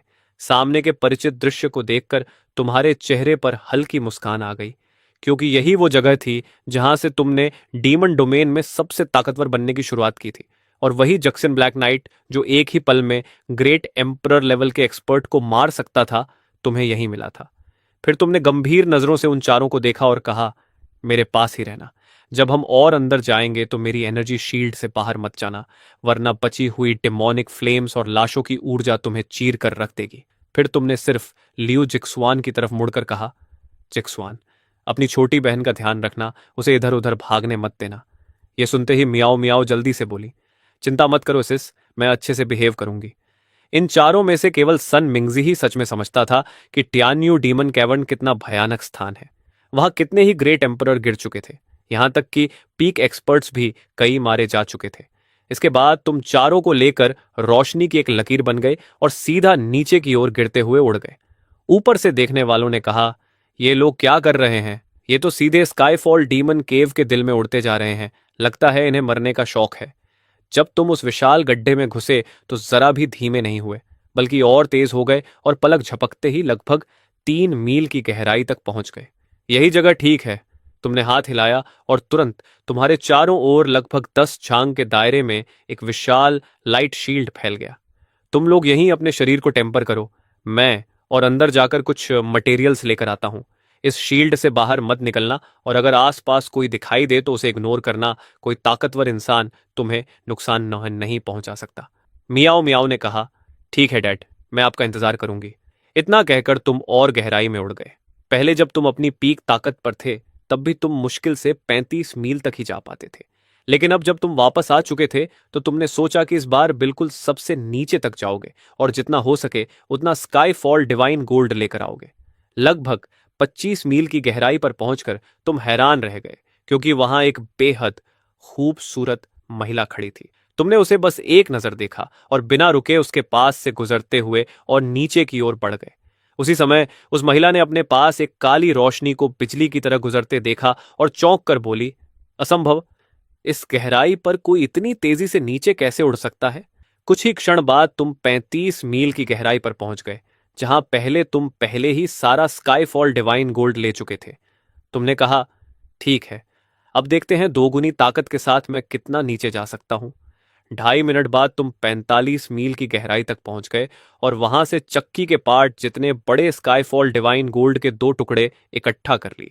फिर तुमने नीचे झांका और कहा, लगता है ये केव कुल मिलाकर करीब 50 मील गहरी है, लेकिन इस गहराई पर दोगुनी ताकत भी काफी नहीं है। अब ताकत को 3 गुना करना पड़ेगा। अगले ही पल तुम्हारी कल्टीवेशन अचानक 3 गुना तक बढ़ गई और तुम मुस्कुराए। वाह, ताकतवर होना सच में अच्छा लगता है, क्योंकि सारी असहजता तुरंत गायब हो गई। करीब 15 मिनट बाद तुम स्काईफॉल डीमन केव के बिल्कुल तल तक पहुंच गए और गड्ढे के बीचों बीच हवा में तैरता हुआ स्काईफॉल डिवाइन गोल्ड का एक विशाल टुकड़ा दिखाई दिया। तुम्हारी आंखें चमक उठी। सिर्फ इस एक टुकड़े से ही ढेर सारी चीजें फॉर्ज की जा सकती हैं। तभी तुमने ध्यान से उस गोल्ड को देखा तो उसके अंदर कुछ अजीब दिखाई दिया, एक पारदर्शी ऊर्जा का गोला जो ऐसे धड़क रहा था जैसे जिंदा हो। तुमने कहा, यह अंदर क्या है? ऐसा लग रहा है जैसे यह जिंदा हो। उसी पल उस ऊर्जा ने तुम्हारी तरफ एक भयानक हमला कर दिया। तुम हल्का सा मुस्कुराए। छोटी सी चीज है, लेकिन जिंदा भी है और काफी अग्रेसिव भी। तुमने बस एक हाथ हिलाया और उसकी सारी डरावनी शक्ति को उड़ा दिया। फिर बोले, देखता हूं असल में तुम हो क्या। तुम आगे बढ़े, लेकिन हर कदम पर उस गोल्ड के अंदर की ऊर्जा जोरदार लहरें निकालकर तुम्हें रोकने लगी। तुम हंसे, काफी जिद्दी हो। क्या सच में सोचती हो कि मुझे नुकसान पहुंचा सकती हो? जब तुम आखिर उस गोल्ड तक पहुंचे और अपनी डार्क पावर उससे छुआई तो उसके अंदर की ऊर्जा अचानक शांत हो गई। तुमने महसूस किया कि यह चीज जक्सियन ब्लैक फ्लेम से डर रही है। पहले भी जब तुम स्काईफॉल डिवाइन गोल्ड लेते थे तो उसी फ्लेम से उसकी ऊर्जा को दबा देते थे, लेकिन फिर भी तुम्हें समझ नहीं आया कि यह चीज आखिर है क्या। इसलिए तुमने सोचा इसे साथ ले जाना ही बेहतर होगा, शायद कोई और पहचान सके। इसी दौरान केव के 3 मील अंदर जहां तुम्हारी शील्ड थी, वहां 25 मील वाली वही महिला दूर से उस लाइट शील्ड को उत्सुकता से देख रही थी और सोच रही थी, ये क्या है? इतने कम कल्टीवेशन वाले लोग इसके अंदर जिंदा कैसे हैं? अचानक उसकी नजर लियू यूनई पर टिक गई और वो बोली, रुको, इस लड़की के पास इनेट फॉर्मेशन फिजिक है। मेरी पूरी राइटियस टैलेंट में भी ऐसा कुछ नहीं है। अगर इतनी प्रतिभा है तो ये मेरी डिसाइपल बनेगी। आखिरकार मुझे अपना सक्सेसर मिल गया। लेकिन जैसे ही वो लियू यूनी के पास जाने लगी, उसकी आंखें अचानक ठंडी हो गईं, क्योंकि उसने महसूस किया कि लियू यूनई से इमॉर्टल रूइंस की स्पिरिचुअल एनर्जी निकल रही है। तभी लियू यूनई ने भी आंखें खोलकर उसकी तरफ देखा और पूछा, क्या आपको मुझसे कुछ काम है? तभी लाल कपड़ों वाली महिला का रवैया तुरंत बदल गया और उसने कहा, माफ करना, मैंने इमॉर्टल रेल्म की ऊर्जा महसूस की, इसलिए थोड़ा गुस्सा आ गया। असल में मैंने तुम्हारा इनेट फॉर्मेशन फिजिक देखा और मैं तुम्हें अपनी डिसिप्लिन बनाना चाहती हूँ। क्या तुम मुझसे मेरी सारी फॉर्मेशन टेक्निक्स सीखना चाहोगी? ये कहते हुए उसने अपनी शक्तिशाली राइटियस कल्टीवेशन ऑरा भी दिखा दी। लियू यूनई पूरी तरह चौंक गई, क्योंकि मॉर्टल रूइंस में उसने जितने भी फॉर्मेशन मास्टर्स देखे थे, उनमें से कोई भी इस महिला जितना शक्तिशाली नहीं था। लियू यूनई के मन में लालच भी जाग गया और उसने पूछा, आप सच में मुझे अपनी डिसाइपल बनाना चाहती हैं? महिला बोली, हाँ, लेकिन पहले तुम्हें अपनी मौजूदा कल्टीवेशन खत्म करनी होगी और डीमन रियल्म की टेक्निक्स अपनानी होंगी। ये सुनते ही लियू यूनी का चेहरा उतर गया। तभी लियू जिक्शुआन जोर से बोली, आंटी, अभी जवाब मत देना, पहले डैड के लौटने का इंतजार करते हैं। लियू यूनी को यह बात ठीक लगी और उसने कहा, सीनियर, क्या हम मेरे ब्रदर इन लॉ के लौटने तक इंतजार कर सकते हैं? लाल कपड़ों वाली महिला ने पूछा, वो कब लौटेगा और क्या ये शील्ड तुमने बनाई है? लियू यूनई ने जवाब दिया, वो थोड़ी देर के लिए बाहर गए हैं और जल्दी ही लौट आएंगे और ये शील्ड मेरे ब्रदर इन लॉ ने बनाई है। यह सुनकर वह महिला हैरान रह गई, क्योंकि उसने इससे पहले इतनी अजीब फॉर्मेशन कभी नहीं देखी थी। उसका नाम लुओ दनहोंग था और वह डीमन रियल्म की सबसे शक्तिशाली फॉर्मेशन मास्टर मानी जाती थी। जिज्ञासा में उसने हाथ बढ़ाकर उस शील्ड को छू लिया, लेकिन अगले ही पल एक भयानक हमला उसकी तरफ टूट पड़ा। लू दानहोंग ने तुरंत अपनी सबसे मजबूत डिफेंसिव फॉर्मेशन खड़ी कर दी, लेकिन जब वह दबाव उससे टकराया तो जैसे पूरी दुनिया अंधेरी पड़ गई और लू दानहोंग को तुरंत पछतावा हुआ, क्योंकि वह मुश्किल से खुद को संभाल पा रही थी। तभी अचानक उसके पीछे एक आकृति प्रकट हुई और तुमने शांत आवाज में पूछा, हुआंग हाओ से तुम्हारा क्या संबंध है? डीमन रियलम का सबसे बड़ा फॉर्मेशन मास्टर वही है। क्या तुम उसकी डिसिप्लिन हो? लू दानहोंग हाँफते हुए बोली, मैं उसकी डिसाइपल नहीं हूं, वो मेरा जूनियर ब्रदर है। जैसे ही उसने ये कहा, उसके ऊपर का दबाव तुरंत गायब हो गया। तुमने शांत स्वर में कहा, चूंकि तुम उसकी सीनियर सिस्टर हो और मैंने तुम में कोई दुश्मनी महसूस नहीं की, इसलिए मैं तुम्हें छोड़ रहा हूं। लू दानहोंग ने राहत की सांस ली, लेकिन जब उसने ऊपर देखकर तुम्हें ध्यान से देखा तो उसका चेहरा बदल गया और उसने पहचान लिया कि यही वही आदमी है जो 25 मील की गहराई पर उसके पास से बिजली की तरह निकल गया था। तुम अपनी बड़ी बेटी के पास गए, उससे पूरी बात सुनी और फिर लियू यूनी की तरफ देखकर बोले, अगर तुम उसे अपना मास्टर बनाना चाहती हो तो तुम्हें अपनी कल्चरेशन खत्म करने की जरूरत नहीं पड़ेगी, मैं उसे ठीक कर सकता हूं। लियू यूनी थोड़ा असहज होकर बोली कि वह सच में यहां रहना चाहती है, लेकिन हमेशा के लिए रुक भी नहीं सकती। तुमने तुरंत समझ लिया कि उसके मन में असली चिंता क्या है। तुमने कहा, अगर तुम अपनी बहन और भाई की वजह से हिचक रही हो तो उनकी चिंता मत करो। तुम्हारी बहन को तो बस ताकत चाहिए। उसे कह देना कि तुम यहां और मजबूत बनना चाहती हो, वो खुद ही मान जाएगी। और तुम्हारे भाई की तो बात ही छोड़ दो। सच कहें तो तुम्हारे मन में थोड़ा सा स्वार्थ भी था। अगर वह यहां रुकती तो वह बच्चों का ख्याल और अच्छे से रख सकती थी। लियू यूनई ने थोड़ी देर सोचा और बोली, मैं इस बारे में सोचूंगी, अभी वापस जाने की कोई जल्दी नहीं है। उधर लू दानहोंग सिर झुकाए खड़ी थी और खुद को थोड़ा बेबस महसूस कर रही थी। मुझे ही डिसिप्लिन्स भर्ती करने चाहिए, लेकिन यहां तो मुझसे कोई पूछ ही नहीं रहा। जब उसने सिर उठाया तो देखा कि तुम उसके सामने खड़े हो। तुमने कहा, हम डीमन टूम सिटी जा रहे हैं, तुम भी चल रही हो? लुओ दनहोंग ने तुरंत सिर हिला दिया। फिर तुमने पूछा, वैसे तुम्हारी फॉर्मेशन स्किल्स तो उस बूढ़े हुआंग हाओ से भी कहीं बेहतर हैं, फिर उसने कभी तुम्हारा जिक्र क्यों नहीं किया? लुओ दनहोंग बोली, तुम तो मेरे जूनियर ब्रदर को जानते ही हो, उसे हमेशा सबके ध्यान का केंद्र बनना पसंद है। उसे डर था कि मैं डीमन रियलम की सबसे बड़ी फॉर्मेशन मास्टर का उसका खिताब छीन लूंगी, इसलिए उसने कभी किसी को मेरे बारे में नहीं बताया। मुझे भी बस फॉर्मेशंस का अध्ययन करना पसंद है, नाम या शोहरत से मुझे कोई मतलब नहीं। ये सुनकर तुम कुछ पल के लिए चुप रह गए और मन ही मन सोचा कि वह बूढ़ा हुआंग हाओ तो तुम्हारी सोच से भी ज्यादा बेशर्म निकला। करीब आधे घंटे बाद तुम डीमन टॉम सिटी के छोटे कोर्टयार्ड में लौट आए। वहां वांग डुआनशान को देखकर तुम मुस्कुराए और बोले, ओल्ड वांग, तुम सच में आ गए। हाँ हाँ, यकीन नहीं होता कि तुम सच में वापस आ गए हो। अच्छा हुआ शुई तियानफई ने मुझे मैसेज कर दिया था, नहीं तो सब गड़बड़ हो जाती। मैंने इस बूढ़े श्याओ को कहा था कि तुम वापस आ गए हो, लेकिन यह मानने को तैयार ही नहीं था। वांग डुआनशान मासूम सा चेहरा बनाकर बोला, तुम्हें पता नहीं ये ओल्ड श्याओ मुझे कितनी बार बेवकूफ बना चुका है, इसलिए मैं जोखिम नहीं ले सकता था। तुम हल्का सा हंस पड़े। तभी ल्यू मियाओ मियाओ आगे आई और पूछने लगी, डैड ये कौन है? तुमने कहा, ये वांग डुआनसन है, तुम्हारे डैड के पुराने दोस्त, इन्हें जो चाहे बुला सकती हो।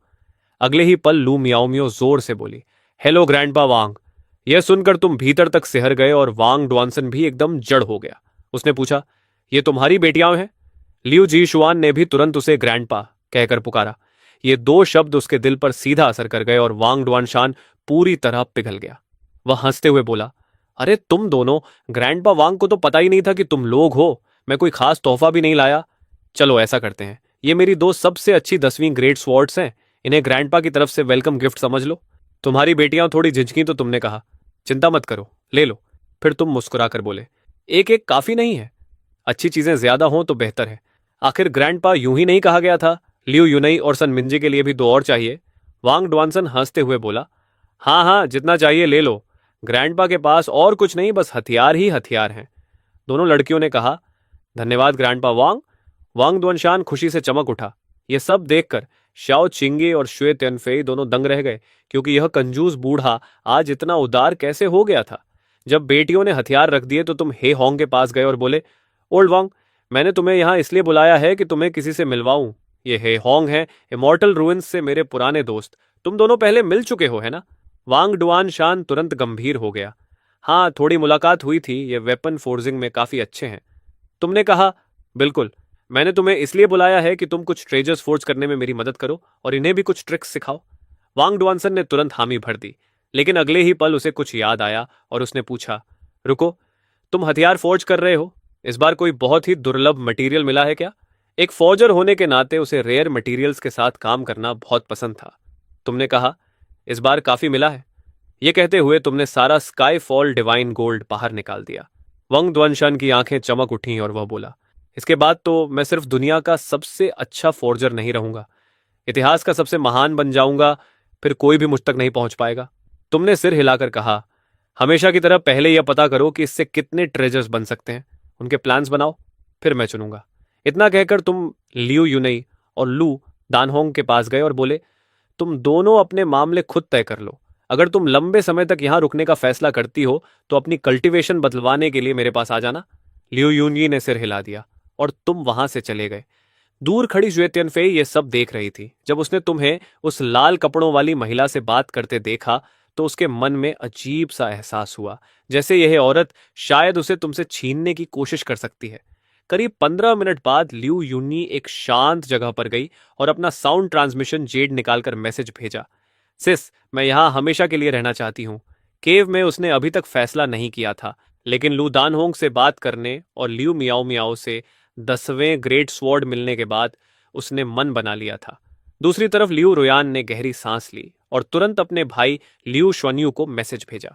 फिर जवाब दिया, वहां तुम्हारे साथ कुछ हुआ तो नहीं? तुम ठीक हो? लियू यूनी बोली, मैं बिल्कुल ठीक हूं, बल्कि मुझे एक बहुत बड़ा अवसर मिला है। ब्रदर इन लॉ की मदद से मैंने इनेट फॉर्मेशन फिजिक जागृत कर लिया है। जैसे ही उसने यह कहा, लियू रुयान का भाई लियू श्याओन्यू और लियू जिंगरान कमरे में आ गए। इनेट फॉर्मेशन फिजिक सुनते ही दोनों हैरान रह गए। क्या तुम सच कह रही हो? ऐसा फिजिक तो सिर्फ दंत कथाओं में मिलता है। लियू यूनई बोली, मैं पूरी तरह निश्चित हूं। फिर उसने पूरी घटना विस्तार से बता दी। लियू रुयान सब सुनकर भौहें चढ़ाते हुए बोली, यह सब कुछ बहुत आसान और संदिग्ध लग रहा है, और वह महिला उसके दोस्त की सीनियर सिस्टर है। कहीं तुम्हें धोखा तो नहीं दिया जा रहा? लियू यूनई ने तुरंत कहा, ब्रदर इन लॉ ऐसे नहीं है, उनकी पहचान बहुत खास है, मुझे अभी हाल ही में पता चला। उसके चेहरे पर कड़वी मुस्कान आ गई, क्योंकि उसे अभी पता चला था कि उसका ब्रदर इन लॉ असल में डीमन रेल्म का मशहूर इटर्नल नाइट डीमन एम्परर है, और जिस ऊंचाई का पीछा उसकी बहन कर रही थी वह तो उसके लिए सिर्फ शुरुआत का छोटा सा कदम था। तभी लियू श्वान्यू, जो हमेशा अपने ब्रदर इन लॉ को कम समझता था, बोला, कौन सी बड़ी पहचान, बस डीमन रेल्म का एक एम्परर ही तो है, पीक एम्परर लेवल एक्सपर्ट। एक दिन हमारी बहन उससे भी ज्यादा शक्तिशाली होगी। इटर्नल नाइट डीमन एम्परर के बिल्कुल पास खड़ी लियू यूनी के मन में अजीब सा द्वंद्व चल रहा था। उसने सोचा कि बेहतर होगा वह और कुछ न कहे, क्योंकि सच बोलने से उसकी बहन का कल्टीवेशन हार्ट टूट सकता है। उसने कहा, ब्रदर इन लॉ यहाँ बहुत शक्तिशाली हैं और उन्होंने मेरे लिए सब कुछ पहले ही तय कर दिया है, इसलिए मेरी चिंता मत करो। लिu शुआन्यू का सिर सुन्न हो गया और वह बोला, सेकंड सिस्टर, क्या उस आदमी ने तुम्हारा ब्रेन वॉश कर दिया है? तुम उसकी इतनी रक्षा क्यों कर रही हो? लिu यूनी अचानक गुस्से में बोली, मुझे बहुत अच्छी तरह पता है कि ब्रदर इन लॉ किस तरह के इंसान हैं, और अगर तुमने एक बार भी उनके बारे में बुरा कहा तो तुम मेरे भाई नहीं रहोगे। माहौल गर्म होते देख लिu रुयन ने कहा, यूनी शांत हो जाओ, अभी के लिए इस बात को यहीं खत्म करते हैं, तुम थोड़ा और सोच लो, बाद में फिर बात करेंगे। इतना कहकर लिu रुयन ने कनेक्शन काट दिया, लेकिन लिu यूनी समझ चुकी थी कि उसकी बहन क्या करने वाली है, इसलिए उसने तुरंत ही होंग को एक मैसेज भेज दिया। दृश्य बदलकर इमोर्टल रुइंस में चला जाता है, जहां लिu श्याओन्यू दांत भींचकर कह रहा था, एल्डर, वो कॉल उठा ही नहीं रहा, आखिर हो क्या रहा है? सिस, यहां कुछ बहुत ही संदिग्ध चल रहा है, रुको मैं फिर से कोशिश करता हूं, शायद वह अभी व्यस्त हो। तभी जो लिu जिंगरान चुपचाप एक तरफ खड़ा था अचानक बोला, मॉम, मुझे लगता है आंटी सच कह रही हैं, डैड वैसे इंसान नहीं है। यह सुनकर लिu शुआन्यू तुरंत भड़क गया, डैड वैसे नहीं है? लिu जिंगरान, ऐसा मत दिखाओ जैसे तुम अपने डैड को बहुत जानते हो। तुम्हारी मॉम के उन्हें छोड़ने से पहले क्या तुम्हें कभी लगा था कि वह डीमन रियल्म से हैं? यह सुनते ही लिu जिंगरान पूरी तरह चुप हो गया। तभी मैसेज जेड अचानक चमक उठा, रुयान, इतनी जल्दी क्या है, तुम्हें मुझसे कुछ काम था? लिu रुयान तुरंत बोली, हाँ, मुझे बस एक बात कंफर्म करनी है, मेरी बहन अचानक कह रही है कि वह वहां हमेशा के लिए रहना चाहती है। इसके बाद लिu रुयान ने अपनी बहन से अभी अभी सुनी सारी बात ही होंग को बता दी। हे होंग तुरंत उत्साहित होकर बोला, हाँ, ये सब सच है, चिंता मत करो, तुम्हारा एक्स यहां सच में बहुत डरावना है। और कुछ पूछना है? अगर नहीं तो मुझे काम पर लौटना है। लिu रुयान के मन में और बुरा शक पैदा हो गया। एल्डर हे, क्या आपको यकीन है कि आप जो कह रहे हैं वह सब सच है? हे होंग थोड़ा नाराज हो गया, रुयान, ये तो ठंडा व्यवहार है, मैंने कब तुमसे झूठ बोला है? अगर तुम्हें मुझ पर भरोसा ही नहीं है तो फिर मुझे कॉल क्यों किया? इतना कहकर ही होंग ने कनेक्शन काट दिया। दूसरी तरफ लिu रुयान की भौहें सिकुड़ गईं। नहीं, यूनी को वापस आना ही होगा। लिu शुन्यू ने आह भरी, मुझे तो लगता है सेकंड सिस्टर अब वापस नहीं आएगी, इवन एल्डर ही भी। लेकिन लिu रुयन ने उसे रोक दिया, जब तक वह खुद सामने आकर नहीं बताती हमें कुछ पता नहीं चलेगा। अगर सच में ऐसा है तो फिर हम उसे जाने देंगे। करीब 15 मिनट बाद लिu यूनी ने तुम्हें अलग ले जाकर कहा, ब्रदर इन लॉ, मैंने फैसला कर लिया है, मैं वहीं रहूंगी, लेकिन मेरी सिस्टर को लगता है कि मैं यह फैसला अपनी मर्जी से नहीं कर रही, इसलिए शायद मुझे थोड़ी देर के लिए वापस जाना पड़ेगा। तुमने सिर हिलाया, अगर यूं नहीं रहना चाहती है तो यह अच्छी बात है। ठीक है, कब जा रही हो? लिu यूनी बोली, अभी। तुमने तुरंत सिर हिलाया और स्पेस को चीरते हुए उसे साथ लेकर डीमन रियलम और इमॉर्टल रुइंस की सीमा तक पहुंच गए। लिu यूनी बोली, यहीं तक ठीक है ब्रदर इन लॉ, जब सब खत्म हो जाए तो मुझे मैसेज कर देना। इतना कहकर दोनों अलग अलग दिशाओं में चले गए। 1 घंटे बाद लिu यूनी अपनी बहन के सामने खड़ी थी, लेकिन उसने देखा कि हॉल में 2 अजनबी भी मौजूद हैं। उनमें से एक जांग ह्वायरन था, जो इमॉर्टल रुइंस का सबसे शक्तिशाली फॉर्मेशन मास्टर माना जाता था, और दूसरा एक पीक एम्परर रेल्म कल्टिवेटर था, जो सोल आर्ट्स में माहिर था। लिu यूनी ने लंबी सांस ली, क्योंकि उसे पहले ही अंदाजा हो गया था कि यहां क्या होने वाला है। वह बोली, सिस, मैं यहां सिर्फ एक बात साबित करने आई हूं, मैं वहां बिल्कुल सुरक्षित हूं और मैं खुद आकर विदा कहना चाहती थी। अब जब दोनों काम हो गए हैं तो मुझे वापस जाना चाहिए। लिu रुयान ने तुरंत कहा, रुको, इससे बस इतना साबित होता है कि तुम खतरे में नहीं हो, लेकिन यह साबित नहीं होता कि तुम्हारे साथ कोई मैनिपुलेशन नहीं हुआ। तभी लिu यूनी का शरीर एक अजीब रोशनी से चमकने लगा। वह बोली, तो अभी देख लो, क्या मैं झूठ बोल रही हूं? क्या यह इनेट ट्रू बॉडी नहीं है? लेकिन जियांग हुआरेन की आंखों में लालच साफ दिख रहा था। उसने लिन चिंगशू की तरफ इशारा किया और लिन चिंगशू तुरंत समझ गई। वह आगे बढ़ी और बोली, ठीक है, मान लेते हैं कि तुम्हें धोखा नहीं दिया गया, लेकिन फॉर्मेशन सीखने के लिए तुम्हें डीमन रियल्म जाने की क्या जरूरत है? मैं तुम्हें मिलवाती हूं। यह हैं जांग ह्वायरन, इमॉर्टल रुइंस के सबसे महान फॉर्मेशन मास्टर। जांग ह्वायरन घमंड से बोला, डीमन रियल्म का सबसे बड़ा फॉर्मेशन मास्टर? उसे मेरे सामने आने दो, मैं उसे एक कीड़े की तरह कुचल दूंगा। यह सुनकर लिu यूनी के अंदर गुस्से की लहर उठ गई। उसने कहा, सीनियर, मैंने आपकी सबसे बेहतरीन फॉर्मेशन देखी है और डीमन रियलम वाले के सामने उसकी तुलना ही नहीं हो सकती। अगर इससे आपको बुरा लगे तो मैं माफी चाहती हूं।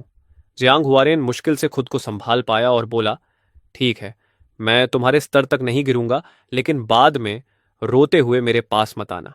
लिन चिंगशू ने देखा कि बात बिगड़ रही है, इसलिए उसने तुरंत तरीका बदल दिया। वह बोली, अगर तुम अब भी अपने फैसले पर अड़ी हो तो कम से कम अपनी सिस्टर को सुकून दे दो। ये फेलो डाओइस्ट तुम्हारी सोल रीडिंग कर लेंगे, क्या कहती हो? लियू यूनई को छुपाने जैसा कुछ नहीं था, इसलिए उसने तुरंत सिर हिला दिया। ठीक है। वह बूढ़ा कल्टीवेटर आगे आया, उसकी उंगली पर सुनहरी रोशनी की किरण चमकी और उसने उसे सीधे लियू यूनी के मन में भेज दिया। कुछ क्षण बाद उसने चुपचाप लिन चिंगसुए को कहा, फेलो दाओइस्ट लिन, इसकी सोल बिल्कुल सामान्य है। लिन चिंगसुए की भौं तुरंत सिकुड़ गई। थोड़ी देर चुप रहने के बाद उसने आंखें संकरी कर लीं और बोली, फेलो डाविस्ट जिया, जैसा मैंने कहा था वैसा ही करो। मैंने कंफर्म कर लिया है, इसकी सोल पर एक खास सीक्रेट टेक्निक से छेड़छाड़ की गई है। उसी क्षण लियू यूनई सब समझ गई कि लिन चिंगशू ने उसके खिलाफ जाल बिछाया है। लिन चिंगशू तुरंत बोली, देखा, मैंने कहा था ना कि मामला इतना आसान नहीं है। रोयान, हम तुम्हारी बहन को डीमन रियलम वापस नहीं जाने दे सकते। लियू रोयान गहरी सोच में पड़ गई और बोली, यूनई, मुझे भी लग रहा था कि तुम्हारे साथ कुछ ठीक नहीं है। कुछ समय इमॉर्टल रूइंस में ही रहो, ठीक है? यह सुनकर लियू युन्नी का दिल टूट गया। उसने कहा, सिस, आपने भी मुझ पर भरोसा नहीं किया। लिन चिंगशुए तुरंत बीच में बोली, एक्सक्यूज मी, क्या अपनी बहन से ऐसे बात की जाती है? वह यह सब तुम्हारे भले के लिए कर रही है। बस, फिर क्या था? लियू युनई का सब्र टूट गया। वह गुस्से में बोली, लिन चिंगशु, अब बस भी करो। मेरी सिस्टर के डिवोर्स में तुम्हारा ही हाथ था और अब तुम हमारे बीच फूट डालने की कोशिश कर रही हो। तुम्हारा असली मकसद क्या है? लिन चिंगशु का चेहरा तुरंत काला पड़ गया। वह बोली, रोयान, अपनी बहन को देखो, डीमन रियल में कुछ ही दिन हुई है और इसकी सोल पहले ही कंट्रोल हो चुकी है। अगर तुमने इसे वापस जाने दिया तो तुम्हें पछताना पड़ेगा। लियू यूनी पूरी तरह भड़क गई और बोली, लिन चिंगशुए, तुम्हें हिम्मत कैसे हुई यह कहने की कि मेरी सोल कंट्रोल हो गई है? तुम्हारे पूरे परिवार की सोल कंट्रोल हो। लियो रोयान पूरी तरह स्तब्ध रह गई, क्योंकि उसने अपनी छोटी बहन को पहले कभी ऐसे नहीं देखा था। उसने कहा, यूनई, क्या तुम्हें पता है तुम अभी क्या कर रही हो? लियो यूनई ने दृढ़ आवाज में कहा, मुझे बिल्कुल पता है। शायद मेरी जिंदगी में पहली बार मैं इतनी साफ सोच रही हूं। इतना कहकर उसने वह तलवार निकाल ली जो मियाओ मियाओ ने उसे दी थी। उसने कहा, अब मुझे समझ में आता है कि उस समय ब्रदर इन लॉ कैसा महसूस करते होंगे। फिर उसने तलवार सीधी लिन चिंगशु की तरफ तान दी और बोली, खुशकिस्मत हो कि मेरे पास ब्रदर इन लॉ जैसी ताकत नहीं है, क्योंकि अगर होती तो आज तुम्हारा आखिरी दिन होता। लिन चिंगशुए मासूम बनते हुए बोली, रूयन, देखो, तुम्हारी बहन पूरी तरह पागल हो चुकी है। हमें इसे यहीं रोकना होगा। लियो रोयान ने अपनी बदली हुई बहन को देखा और एक बार फिर लिन चिंगशु की बातों पर भरोसा कर लिया। उसने सख्त आवाज में कहा, हथियार नीचे रख दो, नहीं तो जो होगा उसके लिए मुझे दोष मत देना। यह शब्द सुनकर लियू यूनई पूरी तरह टूट गई। उसने अचानक तलवार अपनी ही गर्दन पर रख ली और बोली, तुम मुझे यहां इतना रोकना चाहती हो तो ठीक है, मैं यहीं मर जाती हूं।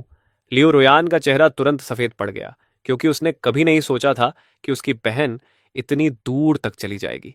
वो कुछ करना चाहती थी, लेकिन उसे पता था कि उसकी बहन सेंट किंग रियलम की कल्टीवेटर है और उसके हाथ में वह बेहद शक्तिशाली टियर 10 स्वॉर्ड भी है। उसके हाथ की जरा सी हरकत और सब कुछ खत्म हो जाता। लियू रोयान घबराकर बोली, यूनई, प्लीज शांत हो जाओ, हम बैठकर बात कर सकते हैं। लियू यूनई ने ठंडे स्वर में जवाब दिया, अब बात करने के लिए कुछ बचा ही नहीं है। मेरी जिंदगी मेरी है, उसका फैसला भी मैं ही करूंगी। तभी लियू श्वान्यू, जो शुरू से ही दूसरी बहन के जाने के खिलाफ था, अचानक आगे बढ़ा और बोला, बिग सिस, रुक जाओ। मैं सेकंड सिस को सबसे ज्यादा जानता हूं। मुझे पता है वह कैसी है। मैं भी चाहता हूं कि वह यहीं रहे, लेकिन इस तरह नहीं, हमारे परिवार को तोड़कर नहीं। लियो रुयान की भावनाएं पूरी तरह उलझ चुकी थीं। कुछ देर चुप रहने के बाद उसने गहरी सांस ली और कहा, ठीक है, जाओ। जाने से पहले लियू यूनई ने आखिरी बार अपनी बहन और भाई की तरफ देखा और बोली, इस बार मैं वापस नहीं आऊंगी। अगर तुम अभी भी मुझे अपनी बहन मानते हो तो मुझ पर भरोसा करो, लिन चिंगशु पर भरोसा मत करना। फिर उसने लिन चिंगशु की तरफ ठंडी और सख्त नजरों से देखा। अपना ध्यान रखना, जिस दिन मैं तुमसे ज्यादा ताकतवर बन जाऊंगी उस दिन मैं तुम्हारे पीछे आऊंगी। इतना कहकर लियू यूनई ने एक टेलीपोर्टेशन फॉर्मेशन बना दी और पलक झपकते ही गायब हो गई। लिन चिंगशु तुरंत जियांग हुआइरेन की तरफ मुड़ी और बोली, फॉर्मेशन तोड़ो और उसके पीछे जाओ। लेकिन लियू रुयान ने सख्त आवाज में कहा, उसने अपना फैसला कर लिया है, उसे जाने दो। लिन चिंगशुए ने देखा कि लियू रुयान पूरी तरह गंभीर है, इसलिए वह पीछे हट गई। बाद में लियू रुयन ने लिन चिंगशुए को वहीं रोक लिया और पूछा, मास्टर, क्या वह सोल रीडिंग नकली थी? लिन चिंगशुए कुछ देर सिर झुकाकर चुप रही, फिर ऊपर देखकर बोली, रोयान, अगर तुम्हें पहले से जवाब पता है तो मुझसे पूछ क्यों रही हो? लियू रोयान ने धीरे से सांस ली और पूछा, आपने ऐसा क्यों किया? लिन चिंगशुए बोली, लियू यूनी ने इन्नेट ट्रू बॉडी जागृत कर ली है। ऐसी प्रतिभा अगर हमारी तरफ रहे तो हमारे पूरे प्लान को कितना फायदा होगा तुम्हें अंदाजा है? क्या तुम्हें यह दिखाई नहीं देता? लियू रोयान अचानक फट पड़ी, वह मेरी बहन है, कोई औजार नहीं। लिन चिंगशु ठंडी आवाज में बोली, रोयान, तुम अभी भी बहुत ज्यादा भावुक हो। मैंने तुम्हें पहले भी कहा है, अगर तुम्हें असली ताकत चाहिए तो हर भावनात्मक कमजोरी को काटना पड़ेगा। दोनों के बीच का माहौल तुरंत बर्फ जैसा ठंडा हो गया। लिन चिंगजुए बोली, ठीक है, जो चाहो करो, लेकिन खुद से पूछो, क्या अपनी बहन को वहां जाने देना सच में उसके लिए अच्छा है? तुम और मैं दोनों जानते हैं कि चाहे इटर्नल नाइट डीमन एम्परर खुद उसकी मदद करे, फिर भी उसकी कल्टीवेशन को बदलना लगभग नामुमकिन है। आखिर में वह डीमन रियल में मर ही जाएगी। लियू रुयान ने ठंडे स्वर में जवाब दिया, वह मरने से तो बेहतर है, और सबसे ज्यादा गुस्सा मुझे इस बात का है कि तुमने जो किया उसके बारे में मुझे पहले बताया भी नहीं। अगर दोबारा ऐसा किया तो फिर मुझे दोष मत देना। लिन चिंगशु की भौहें सिकुड़ गईं। अब यह मुझे धमकी दे रही है, लगता है खुद को बहुत बड़ा समझने लगी है। उधर डीमन रेल्म और इमॉर्टल रूइंस की सीमा पर लियू यूनिये ने तुम्हें देखते ही राहत की सांस ली। ब्रदर इन लॉ, क्या आप सच में मेरी कल्टीवेशन बदल सकते हैं? तुम मुस्कुराए, क्या मैंने कभी तुमसे झूठ बोला है? अभी कर देता हूं। अगले ही पल तुम उसे लेकर कोर्टयार्ड में लौट आए। वहां लू दानहोंग पहले से इंतजार कर रही थी। लियू यूनाई तुरंत घुटनों के बल बैठ गई और बोली, मास्टर, कृपया मेरा प्रणाम स्वीकार कीजिए। इमॉर्टल रूइंस में जो कुछ हुआ उसके बाद उसके अंदर मजबूत बनने की आग जल रही थी। लू दानहोंग जल्दी से आगे बढ़ी और उसे उठाते हुए बोली, अरे उठो उठो। तभी उसके पीछे से एक हाथ उसके कंधे पर रखा गया और तुमने कहा, फेलो दाओइस्ट लुओ, अब यह तुम्हारी जिम्मेदारी है, इसे अच्छे से सिखाना। अगर यह अच्छा प्रदर्शन करेगी तो मैं तुम्हें अच्छा इनाम दूंगा। यह सुनते ही लू दानहोंग हल्का सा कांप गई, क्योंकि उसके दिमाग में यह किसी चेतावनी जैसा लगा। उसी समय पास खड़ा श्यूतियन फाई यह सब देख रहा था और अंदर ही अंदर गुस्से से जल रहा था। लू दानहोंग से बात खत्म करने के बाद तुम लियू यूनई को अकेले एक छोटे से ग्रोव में ले गए और बोले, मेरी वर्तमान कल्चरेशन पहले से कई गुना ज्यादा है, इसलिए ग्रैंड अर्थ रियलम से नीचे की किसी भी कल्चरेशन को आसानी से बदला जा सकता है। करीब 15 मिनट बाद तुमने सफलतापूर्वक लियू यूनई की कल्चरेशन को डीमिक एनर्जी में बदल दिया। तुमने कहा, ठीक है, अब तुम्हारी कल्टीवेशन बदल चुकी है, अब यहां आराम से रहो, और अगर कोई ऐसी परेशानी आए जिसे तुम संभाल ना सको तो सीधे मेरे पास आना। उसी क्षण लियू यूनई के मन में एक अजीब सी भावना उठी। तुमने यह महसूस किया और तुरंत गला साफ करते हुए बोले, अगर और कुछ नहीं है तो मैं चलता हूं, थोड़ा समय लो और अपनी नई स्थिति की आदत डालो। इतना कहकर तुम तुरंत वहां से निकल गए। लियू यूनी का चेहरा पूरी तरह लाल हो गया, लेकिन उसी समय उसके जेड स्लिप पर उसके छोटे भाई का मैसेज आया। थोड़ी देर हिचकने के बाद उसने कॉल उठा लिया। लियू श्योन्यू बोला, सेकंड सिस, आखिर तुमने जवाब दिया? मैं तो घबरा गया था, लगा कहीं तुमने कोई बेवकूफी न कर ली हो। अपने भाई की आवाज सुनकर लियू यूनी के दिल में गर्माहट आ गई। उसने कहा, मैं ठीक हूं, ब्रदर इन लॉ मुझे लेने आए थे और उन्होंने मेरी कल्टीवेशन भी बदल दी। लियू श्वान्यू हैरान रह गया। सेकंड सिस, तुम सेंट किंग रियल में हो, यह कैसे संभव है? तुम मजाक कर रही हो। लियू यूनी हंसकर बोली, मैंने कब तुमसे झूठ बोला है? तुम हमेशा से ब्रदर इन लॉ को बहुत कम समझते आए हो, तुम उन्हें बहुत कम आंकते हो, वह सच में कमाल के हैं। यह सुनकर लियू श्वान्यू पूरी तरह चुप हो गया। लियू यूनी समझ गई कि उसका भाई अभी भी पूरी तरह यकीन नहीं कर रहा। उसने कहा, लिटिल ब्रो, मुझसे वादा करो कि मैं जो बताने वाली हूं वह बिग सिस को नहीं बताओगे, तब मैं तुम्हें एक ऐसी बात बताऊंगी जिससे सब कुछ तुरंत समझ आ जाएगा। लियू श्योन्यू बोला, क्या मतलब बिग सिस को मत बताना? आखिर बात क्या है, सीधे बताओ। लियू यूनी बोली, पहले हेवनली डाओ की कसम खाओ, अगर बिग सिस को बताया तो जिस लड़की को तुम पसंद करते हो उससे तुम कभी शादी नहीं कर पाओगे। लियू श्योन्यू का मुंह खुला का खुला रह गया। सेकंड सिस, तुम पागल हो गई हो क्या? ऐसी कसम नहीं दिलाई जाती। लियू यूनी बोली, कसम खाओगे या नहीं? अगर नहीं तो मैं तुमसे कभी बात नहीं करूंगी। आखिरकार लियू श्वान्यू ने दांत भींचकर हेवनली डाओ की कसम खा ली। ठीक है, अब खुश? तब लियू यूनी हकलाते हुए बोली, ब्रदर इन लॉ वही तुम्हारे आइडल हैं, डीमन रियल्म के इटर्नल नाइट डीमन एम्परर। यह सुनते ही लियू श्योन्यू ने तुरंत मैसेज भेजा, सेकंड सिस, क्या तुम मेरा मजाक उड़ा रही हो? लियू यूनी बोली, मैंने कब तुमसे झूठ बोला है? और सोचो, क्या तुम्हें नहीं लगा कि इमॉर्टल रूइंस में जो डिवाइन सोर्ड मैंने निकाली थी वह कहां से आई थी? वह ट्रांसेंडेंट ग्रेट सोर्ड जो मेरे पास थी। और क्या तुमने इमॉर्टल रूइंस में उनसे ज्यादा ताकतवर किसी को देखा था? सच तो यह है कि ऐसी तलवारें तो मियाओ मियाओ और जिक्सुआन के लिए सिर्फ खिलौने हैं। वे उनसे बस खेलती हैं। ये सुनते ही लियू शुआन्यू को अपनी गलती का एहसास हुआ और उसने खुद को जोर से थप्पड़ मार लिया। फिर बोला, सिस, क्या मैं तुमसे एक बात पूछ सकता हूं? क्या ब्रदर इन लॉ अब मुझसे पूरी तरह नफरत करते हैं? क्या उनके दिल में मेरे लिए बिल्कुल भी अच्छा एहसास नहीं बचा? क्या अब सब ठीक करना बहुत देर हो चुकी है? लियो युन्यी ने कहा, ठीक है, कम से कम तुम्हें अपनी गलती का एहसास तो है। मैं कोशिश करूंगी कि आगे से ब्रदर इन लॉ के सामने तुम्हारे लिए अच्छी बात कह सकूं। लियो शुआन्यू तुरंत बोला, हाँ हाँ, धन्यवाद सिस, बहुत बहुत धन्यवाद। तुम सच में मेरी फेवरेट सिस्टर हो। वाह! ये कहते ही लियो श्याओन्यू हंस पड़ा।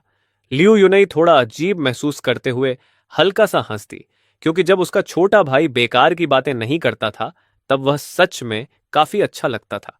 उसी समय लियू शुआन्यू ने सोचा कि थोड़ा और जानकारी निकाल ली जाए, इसलिए उसने कैजुअली पूछा, हाँ सिस, हे होंग, इन दिनों कैसे हैं? वो तो ब्रदर इन लॉ के बहुत करीबी हैं। अभी तो उनकी जिंदगी मजे में चल रही होगी, है ना? लियू युन्नी ने बिना सोचे जवाब दिया, old he. Brother in law की मदद से उन्हें जल्द ही पूरे कैनियन कॉन्टिनेंट का सबसे शानदार फोर्जिंग चेंबर मिलने वाला है। और उससे भी बड़ी बात यह कि डीमन रियल्म का सबसे शक्तिशाली वेपन फोर्जर खुद उन्हें एडवांस्ड फोर्जिंग टेक्निक्स सिखा रहा है। ये सुनते ही लियू शुआन्यू की आंखों में जलन साफ दिखाई देने लगी और वह बोला, वाह, उस आदमी की तो किस्मत खुल गई। नहीं नहीं सिस, मैं अभी बिग सिस को बताता हूं, मैं भी तुम्हारे पास आना चाहता हूं। लेकिन लियू यूनई तुरंत गंभीर हो गई और बोली, बिल्कुल नहीं, अभी सही समय नहीं है। असल में मैंने तुमसे संपर्क एक और वजह से किया है। लिन चिंगशू से सावधान रहना और शेन रेन का भी ध्यान रखना। मुझे हमेशा से लगता है कि लिन चिंगशू कुछ न कुछ खेल खेल रही है। मैं यहां अपनी ताकत जितनी जल्दी हो सके बढ़ाऊंगी। बस मेरा इंतजार करना, मैं जरूर वापस आऊंगी। यह सुनकर लियू शुआन्यू भी गंभीर हो गया और सिर हिलाकर बोला, समझ गया, मैं अपना और जेंगरेन दोनों का ध्यान रखूंगा। लियू युनई ने कहा, ठीक है, अब बात यहीं खत्म करते हैं। और उसने ट्रांसमिशन तुरंत काट दिया। अगले ही सुबह वांग डुआनसन तुम्हें ढूंढते हुए आया और आते ही उसने तुम्हारे हाथ में एक ब्लूप्रिंट थमा दिया। उसने कहा, जरा इसे देखो, इसमें जो डिजाइन्स हैं सब हेवनली मेट्रॉयड डिवाइन गोल्ड से फोर्ज किए जा सकते हैं। इनमें से 10 चीजें चुन लो। तुम थोड़ा चौंक गए और बोले, 10? इतने सारे? वांग डुआनसन ने हंसते हुए कहा, अगर आर्मर को छोड़ दो तो शायद कुछ और भी बना सकते हो। लेकिन तुमने तुरंत सिर हिलाते हुए कहा, आर्मर तो जरूरी है, मेरी बेटी के लिए भी एक सेट चाहिए। इसके बाद तुमने ब्लूप्रिंट लेकर ध्यान से देखना शुरू किया। सब कुछ देखने के बाद तुमने वंग दुआनशान से पूछा, अभी डीमन रेल्म में कौन से बाजारों में टाइम आर्टिफैक्ट्स मिलते हैं? मैं अपने बच्चे के लिए एक लेना चाहता हूं। असल में तुम यह जानना चाहते थे कि कहीं वांग डुआनसन के पास ऐसा आर्टिफैक्ट खुद तो नहीं है। वांग डुआनसन ने तुरंत कहा, क्या मैंने तुम्हें पहले A1 नहीं दिया था? वही टाइम आर्टिफैक्ट जिसका फ्लो रेट 1:100 था। तुम थोड़ा झेंप कर हंस दिए और बोले, जब मैं डीमन एम्परर पैलेस छोड़कर जा रहा था तब मैंने वह आर्टिफैक्ट अपने अप्रेंटिस को दे दिया था, इसलिए अभी मेरे पास नहीं है। यह सुनकर वंग द्वानशन को अचानक कुछ याद आया और वह बोला, लेकिन कुछ समय पहले मैंने मोलियो एकेडमी के लिए एक खास आर्टिफैक्ट बनाया था। उसका टाइम फ्लो रेट तो लगभग वही है जैसा मैंने तुम्हें दिया था, लेकिन सुना है कि अगर उसे एकेडमी के treasure time speed grinding flow के साथ मिलाकर इस्तेमाल किया जाए तो उसका रेट 1:300 तक पहुंच सकता है। तुमने हल्के से सिर हिलाया और कहा, समझ गया, अफसोस है, लगता है मुझे कोई और तरीका सोचना पड़ेगा। इतना कहकर तुम श्याओ चिंगई की तरफ मुड़े और बोले, ओल्ड श्याओ, मुझे याद है कि तुम अपने कुछ डिसाइपल्स को मोलियो एकेडमी में ट्रेनिंग के लिए भेजते थे। अब तक उन्होंने अच्छी प्रगति कर ली होगी। मैं सोच रहा हूं कि अपनी दोनों बेटियों को भी कुछ समय के लिए वहां भेज दूं ताकि वे अपने जैसे टैलेंटेड बच्चों के साथ रह सकें। तुम्हें क्या लगता है, यह विचार तुम्हें इसलिए आया क्योंकि पहले तुमने एक जीनियस डिसाइपल को पूरी तरह अकेलेपन में ट्रेन किया था और वह भले ही बहुत ताकतवर बन गया था, लेकिन साथ ही वह एंटी सोशल और बेहद हिंसक भी बन गया था। इसलिए तुम अपने बच्चों को उस तरह नहीं पालना चाहते थे। शाओ जिंगी ने गंभीरता से सिर हिलाया और बोला, मुझे लगता है यह बहुत अच्छा फैसला है। मोलियो एकेडमी इसके लिए सबसे सही जगह है। डीमन रेल्म के बाकी हिस्सों जितनी क्रूर और खून खराबे वाली जगह नहीं है। इसे एक तरह का सेफ स्टार्टर जोन समझ लो। तुमने कहा, ठीक है, मौका मिलने पर मुझे मोलियो एकेडमी के प्रिंसिपल से मिलवा देना। श्याओ चिंगई की आंखों में शरारती चमक आ गई और वह मुस्कुराते हुए बोला, वैसे वह बूढ़ा आज रात वापस आ रहा है, क्यों ना आज रात उसे अचानक पकड़ लें। मेरा मतलब है उससे मिलने चलते हैं। तुमने कुछ नहीं कहा, लेकिन तुम दोनों पुराने चालाक लोमड़ियों की तरह एक ही समय पर मुस्कुरा दिए। योजना तय होते ही तुमने लू दानहोंग को ढूंढा और उससे मोलियो एकेडमी तक एक टेलीपोर्टेशन अरे बनाने को कहा, ताकि भविष्य में बच्चे आसानी से घर आ जा सके। उसी शाम तुम और श्याओ चिंगई चुपचाप मोलियो एकेडमी के अंदर घुस गए। श्याओ चिंगई ने एक ट्रांसमिशन जेड स्लिप निकाला और कहा, श्याओ शू, तुम्हारा मास्टर आ गया है, आकर हमें रास्ता दिखाओ। करीब 2.5 मिनट बाद एक मिडिल एज्ड आदमी दौड़ता हुआ तुम्हारे पास आया। उसका नाम सॉन्ग शू था और वह मोलियो एकेडमी का 2 स्टार इंस्ट्रक्टर था। वह उत्साह से बोला, मास्टर, आप आखिर आ ही गए। क्या वह बूढ़ा जल्दी वापस आ गया? श्याओ चिंगई ने कहा, अभी नहीं, लेकिन ज्यादा देर नहीं लगेगी। सॉन्ग शू बोला, तो आइए। और वह तुम्हें अंदर ले जाने लगा। श्याओ चिंगई के मन में उस समय जबरदस्त उत्साह था, क्योंकि पहले जब वह अकेले आता था तो वह बूढ़ा उसकी बात नहीं मानता था, लेकिन आज वह तुम्हें साथ लाया था और उसे पूरा भरोसा था कि इस बार वह बूढ़ा जिद नहीं करेगा। सॉन्ग शू चुपचाप तुम्हें अकेडमी के अंदर ले गया, लेकिन उसी समय अकेडमी के सूट्रा डिपॉजिटरी में बैठे एक बूढ़े आदमी ने अचानक आंखें खोल दी। ये बूढ़ा कोई और नहीं बल्कि मोलियो एकेडमी का वाइस प्रिंसिपल लियू शिंगशू था। उसने तुरंत एक ट्रांसमिशन जेड स्लिप निकाला और मैसेज भेजा, डेमन एम्पर को प्रणाम। जिस आदमी को आप ढूंढ रहे थे वह यहाँ मोलियो एकेडमी में दिखाई दिया है और वह श्याओ चिंगई के साथ है। दूसरी तरफ से जवाब आया, बहुत अच्छा, तुम्हें इसका इनाम मिलेगा। यह मैसेज भेजने वाला डीमन रियलम का वर्तमान शासक लोन डीमन एम्परर था। वह इस दिन का बहुत लंबे समय से इंतजार कर रहा था। उसने धीरे से कहा, मास्टर, आप इतने निर्दयी कैसे हो सकते थे? आप बिना कुछ कहे चले गए, बस एक चिट्ठी छोड़ दी। क्या आपको पता है इन सालों में मैंने क्या सहा है? फिर उसका चेहरा अचानक ठंडा हो गया और उसने कहा, अब इंतजार करो, मेरी ताकत पहले से 10 गुना ज्यादा हो चुकी है और इस बार मैं आपको दिखाऊंगा कि मैं क्या बन चुका हूं। उधर मोलियो एकेडमी के एक कमरे में श्याओ चिंगई एक सफेद बालों वाले बूढ़े के सामने खड़ा था। वह बूढ़ा कोई और नहीं बल्कि एकेडमी का प्रिंसिपल लियू शिवे था। लियू शिवे ने ठंडी नजर से देखकर कहा, ओह, तो तुम हो श्याओ चिंगे। ये मत समझना कि सिर्फ उस आदमी को साथ लाने से मैं तुम्हारी बेवकूफी भरी मांगे मान लूंगा। श्याओ चिंगी मुस्कुराया और बोला, इस बार बात मैं नहीं करने वाला, वह करेगा। तभी तुम आगे बढ़े और शांत आवाज में बोले, प्रिंसिपल लियू, जब आप जानते हैं कि मैं कौन हूं तो मैं सीधे मुद्दे पर आता हूं। पहली बात, कल से मेरी बेटी मोलियो एकेडमी में ट्रेनिंग करेगी। दूसरी बात, जब भी जरूरत हो उसे एकेडमी के time artifact time speed grinding flow का इस्तेमाल करने की अनुमति होगी। अगर आप इन दोनों शर्तों को मान लेते हैं तो मैं आपके लिए एक काम करूंगा। यह सुनकर लियू शिवे पूरी तरह हैरान रह गया, क्योंकि उसे उम्मीद ही नहीं थी कि तुम्हारी बेटी भी है और तुम ऐसी शर्तें रखोगे। लेकिन थोड़ी देर बाद उसने सख्त आवाज में जवाब दिया, कल से? यह असंभव है। नए स्टूडेंट्स की अगली परीक्षा 3 साल बाद होगी। परीक्षा पास करो तभी यहां ट्रेनिंग मिलेगी। और दूसरी शर्त? बिल्कुल नामुमकिन, लियू शिवेई ने सख्त स्वर में कहा। टाइम स्पीड ग्राइंडिंग फ्लो हमारी एकेडमी का सबसे कीमती ट्रेजर है। इसे किसी को भी यूं ही इस्तेमाल करने नहीं दिया जा सकता। यह सुनते ही कमरे में अचानक गहरी खामोशी छा गई। श्याओ चिंगी की आंख हल्की सी फड़क गई, क्योंकि उसे यकीन ही नहीं हो रहा था कि यह बूढ़ा सच में हर किसी के साथ इतना ही सख्त रहता है। उसने मन ही मन सोचा कि ओल्ड लियू तो किसी को भी जरा सा फेस नहीं देता। लियू शिवेई ने दृढ़ आवाज में कहा, नियम तो नियम होते हैं, तुम चाहे जो भी हो, मेरा जवाब वही रहेगा। बाहर से वह पूरी आत्मविश्वास से बोल रहा था, लेकिन अंदर ही अंदर वह काफी घबरा चुका था। लेकिन उसे उम्मीद नहीं थी कि तुम अचानक शांत स्वर में कहोगे, ठीक है, अगर रास्ता बंद है तो चलो वापस चलते हैं, मेरी बेटी शायद मुझे याद कर रही होगी। यह सुनकर लियू शिवे सच में चौंक गया। उसने सोचा, इटर्नल नाइट डीमन एम्परर इतनी आसानी से पीछे हट रहा है। तभी अगले ही पल शाओ चिंगे बोल पड़ा, रुको, क्या हम सच में ऐसे ही चले जाएंगे? मुझे तो यह बिल्कुल भी अच्छा नहीं लग रहा। क्यों ना पहले इसे थोड़ा पीट लें फिर चले जाएं? तुम हल्का मुस्कुराए और बोले, अगर यह अपने नियमों की इतनी परवाह करता है तो इसे पीटने से भी कुछ नहीं बदलेगा। लेकिन मेरे पास एक और तरीका है। फिर तुमने उस भयानक ऊर्जा के गोले की तरफ देखा और कहा, जब से हम यहां आए हैं यह चीज उस टाइम स्पीड ग्राइंडिंग फ्लो को देखकर ललचा रही है। अगर मैं इसे चुपचाप छोड़ दूं तो यह अकेले इसे संभाल नहीं पाएगा, और जब ऐसा होगा शायद यह खुद मेरे पास आकर मदद मांगेगा।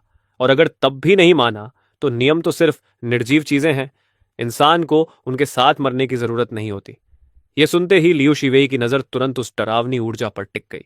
उसके बूढ़े चेहरे की मांसपेशियां हल्की सी फड़क गईं, क्योंकि उस ऊर्जा से उसे साफ महसूस हो रहा था कि वह आस पास की हर चीज को निगल जाने की भूख रखती है। तभी श्याओ चिंगई ने जानबूझकर ऊंची आवाज में कहा, ठीक है, चलो यहां से निकलते हैं, अब और क्या इंतजार करना।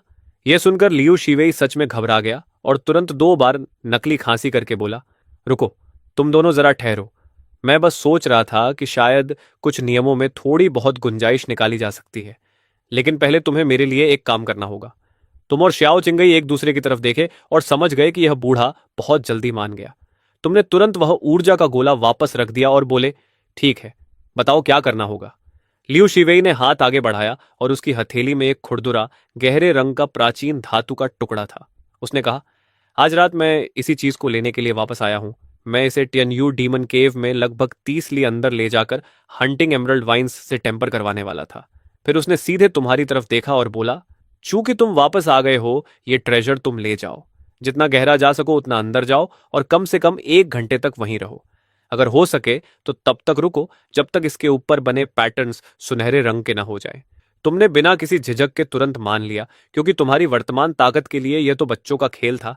लेकिन जैसे ही तुम उस धातु को लेने के लिए हाथ बढ़ाने लगे, लियू शिवेई ने अचानक हाथ पीछे खींच लिया और बोला, रुको, तुमने जो दूसरी शर्त पहले रखी थी उसमें एक समस्या है।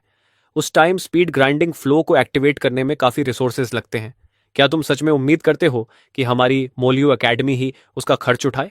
शाओ चिंगी यह सुनकर बिल्कुल निरुत्तर हो गया। फिर उसने कहा, क्या तुम सच में कह रहे हो कि इटर्नल नाइट डीमन एम्परर तुम्हें कुछ रिसोर्सेज भी नहीं दे सकता? तुम थोड़ा असहज होकर हंस पड़े और बोले, सच कहूं तो इस समय मेरे पास सच में इतने डीमन क्रिस्टल्स नहीं हैं। मुझे अभी पता चला कि मेरे जमा किए हुए क्रिस्टल्स पहले ही जल चुके हैं।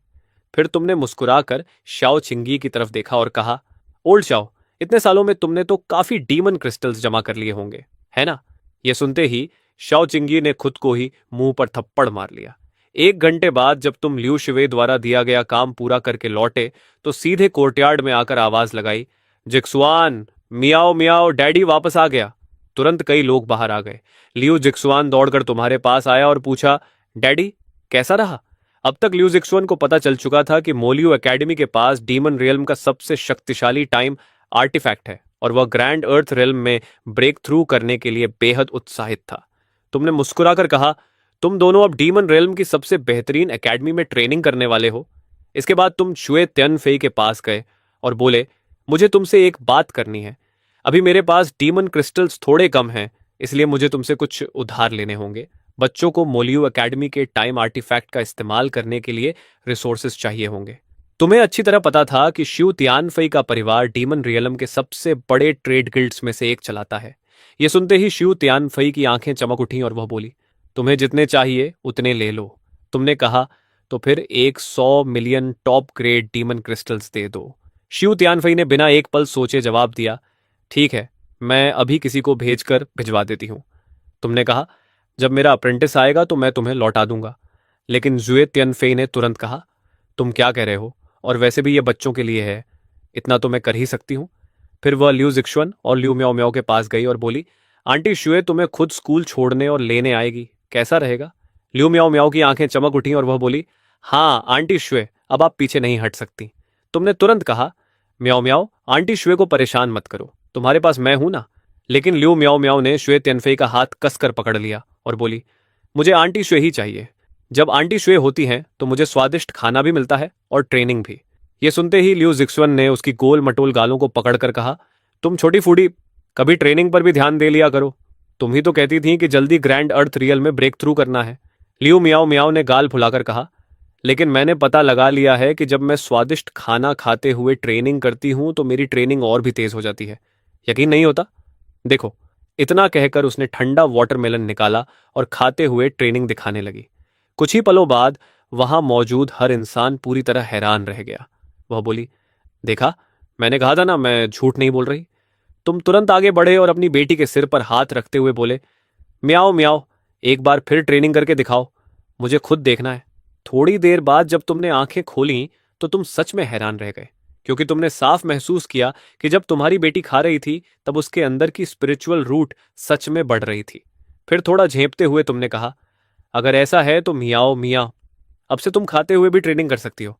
फिर तुमने शिव तियानफे की तरफ देखा और मुस्कुराकर कहा, वैसे यह सारा खाना तुम ही उसे चुपके से दे रही थी, है ना? यह सुनते ही लियू मियाओ मियाओ तुरंत जुए तियानफे के सामने खड़ी हो गई और बोली, डैडी, आंटी जुए को मत डांटो। अगर आंटी जुए नहीं होती तो मुझे कभी पता ही नहीं चलता कि मैं ऐसे ट्रेनिंग कर सकती हूँ। जुए तियानफे की आंखों में तुरंत स्नेह भर आया और वह बोली, उफ, काश ये बच्ची मेरी होती। तुम थोड़ा असहज होकर सिर खुजाने लगे और बोले, मैं आपको डांट नहीं रहा था आंटी शुए, मैं तो बस आपका धन्यवाद कर रहा था। शुए तियानफे हल्की मुस्कान के साथ बोली, अगर सच में धन्यवाद कर रहे हो तो फिर उसका एक रिवॉर्ड भी होना चाहिए। तब तुमने शुए तियानफे की तरफ देखकर पूछा, तो बताओ तुम्हें किस तरह का रिवॉर्ड चाहिए? शुए तियानफे अचानक इतनी खुश हो गई जैसे उसे खुद भी उम्मीद नहीं थी। वह बोली, रुको, क्या तुम सच में सीरियस हो? तुमने सिर हिलाकर हाँ कहा। पास खड़े शाओचिंगी ने यह सब देखा और वही चालाक मुस्कान फिर से उसके चेहरे पर आ गई। वह हंसकर बोला, मैं तो तुम्हारे पक्ष में हूं शिव तियानफई। लेकिन शिव तियानफई ने सबको हैरान कर दिया और बोली, बस मेरे बारे में कुछ अच्छा बोल दो। ये सुनकर तुम भी उसे नए नजरिए से देखने लगे और मुस्कुराकर बोले, ठीक है, तुमने बहुत अच्छा किया। ये सुनते ही शिव तियानफई का चेहरा ऐसे खिल उठा जैसे उसने शहद खा लिया हो। फिर उसने कहा, ठीक है मियाओ मियाओ, जिक्सुआन, तुम दोनों आंटी शिव के साथ आओ। मैंने तुम्हारे लिए कुछ चीजें तैयार की हैं, मोलियो एकेडमी में तुम्हें उनकी जरूरत पड़ेगी। इतना कहकर वह दोनों को कमरे के अंदर ले गई। ये सब देखकर श्याओ चिंगई ने हैरानी से सिर हिलाया और बोला, भाई, क्या ये वही शिव तियानफई है जिसे हम जानते हैं?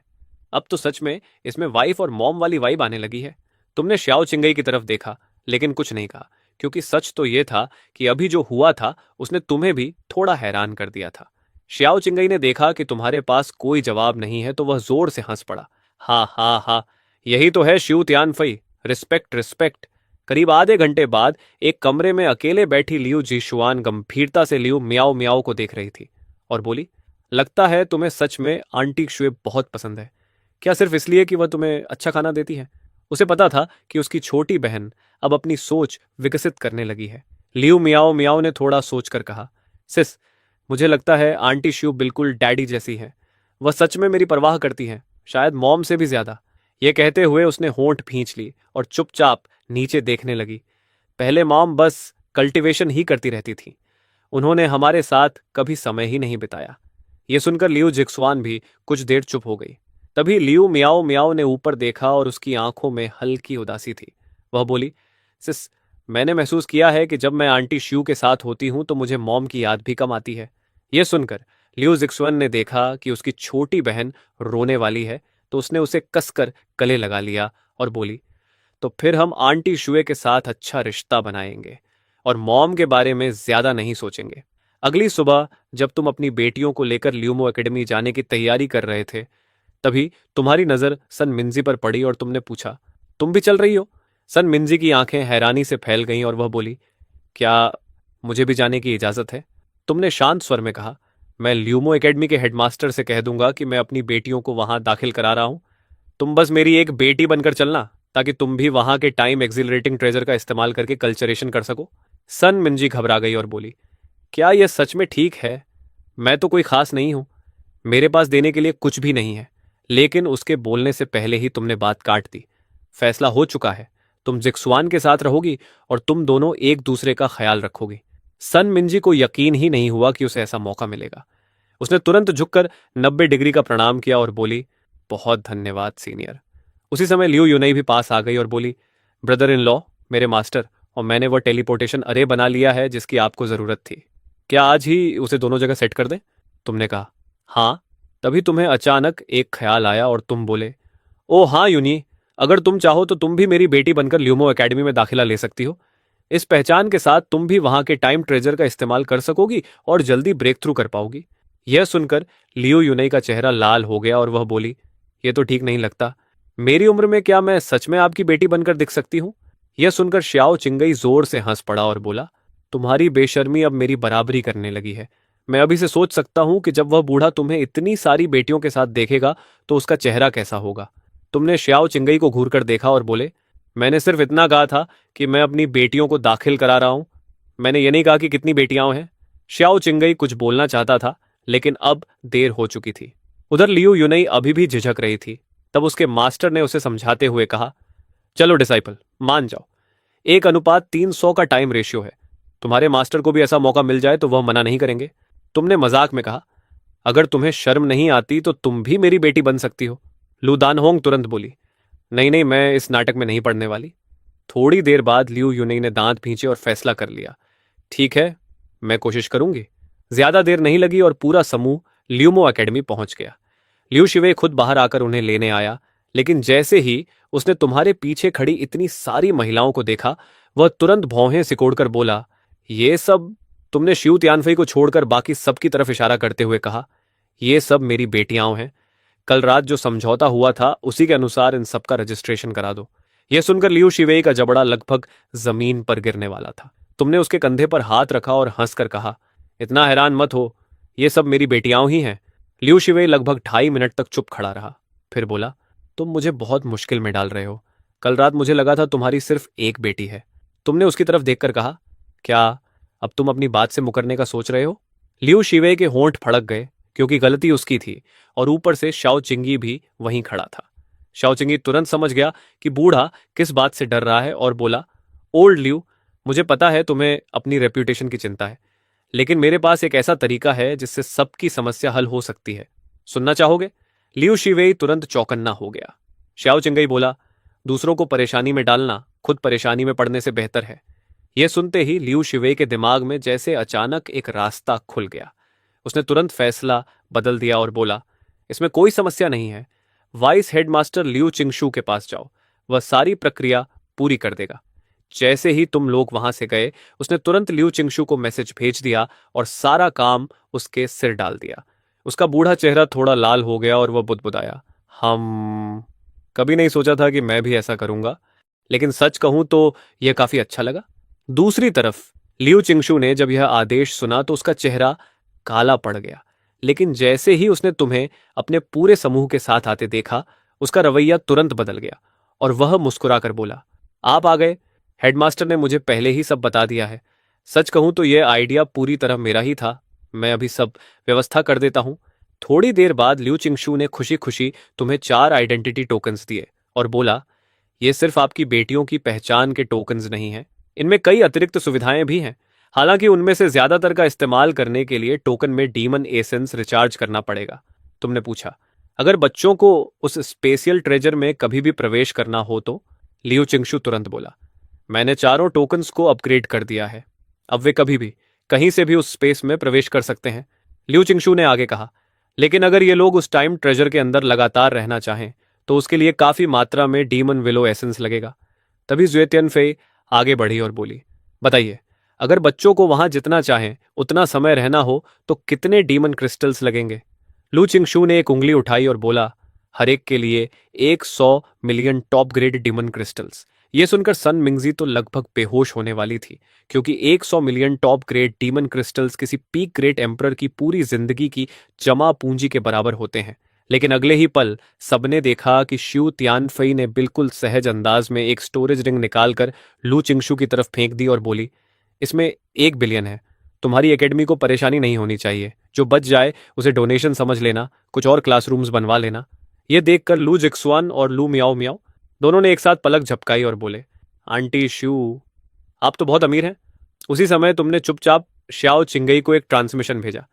क्या शिव तियानफई का व्यापार सच में इतना बड़ा हो गया है? मुझे याद है पहले वह इतनी अमीर नहीं थी। अभी तो उसने 1 बिलियन ऐसे फेंक दिया जैसे कुछ हो ही नहीं। श्याओ चिंगई ने बेबस होकर जवाब दिया, पहले उसकी सारी ऊर्जा बस तुम्हारा पीछा करने में लगी रहती थी, इसलिए उसे अपने बिजनेस की परवाह ही नहीं थी। लेकिन इन 1000 सालों में जब तुम नहीं थे, उसने बस थोड़ा सा ध्यान दिया और सीधा डीमन ओवरलॉर्ड रैंकिंग्स के टॉप 10 में पहुंच गई। तभी लू चिंगशू आखिर अपने झटके से बाहर आया और मन ही मन बोला, मैं तो सोच रहा था कि ये लोग मेरे सिर मुसीबत बनकर आए हैं, लेकिन ये मुसीबत तो अलग ही लेवल की निकली। फिर वह बोला, ठीक है, मैं अभी इन चारों लेडीज के टोकन्स में डीमन विलो एसेंस पूरी तरह भर देता हूं। और उत्साह में वहां से दौड़ पड़ा। तुमने शिव तियानफई की तरफ देखा और सच में भावुक होकर कहा, तुम्हें इतना करने की जरूरत नहीं थी। शिव तियानफई के चेहरे पर एक गर्मजोशी भरी मुस्कान आ गई और वह बोली, यह तो कुछ भी नहीं है। अगर आगे कभी तुम्हें और डीमन क्रिस्टल्स चाहिए हो बस बता देना, जितने भी चाहिए मैं इंतजाम कर दूंगी। तुम्हारे मन में भावनाएं थोड़ी उलझ गईं, क्योंकि ऐसा लग रहा था कि शायद तुम इतने समय से शू तियानफई के साथ कुछ ज्यादा ही सख्त रहे थे। तभी श्याओ चिंगई की आवाज फिर तुम्हारे दिमाग में गूंजी। देखा, लोगों को पहचानने में मेरी नजर कभी गलत नहीं होती। शू तियानफई असल में बहुत अच्छी इंसान है। इस बार तुमने कोई जवाब नहीं दिया और शाओ चिंगी को महसूस हो गया कि तुम धीरे धीरे युए तियानफई के लिए नरम पड़ रहे हो।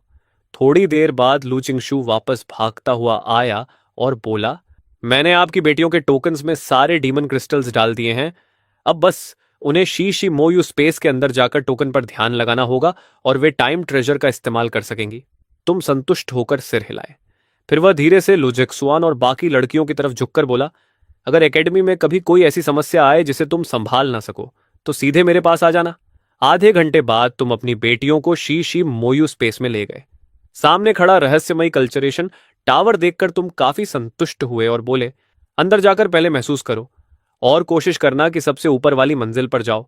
वहां कल्टीवेशन की गति सबसे तेज है। चारों ने गंभीरता से सिर हिलाया और अगले ही पल गायब हो गई।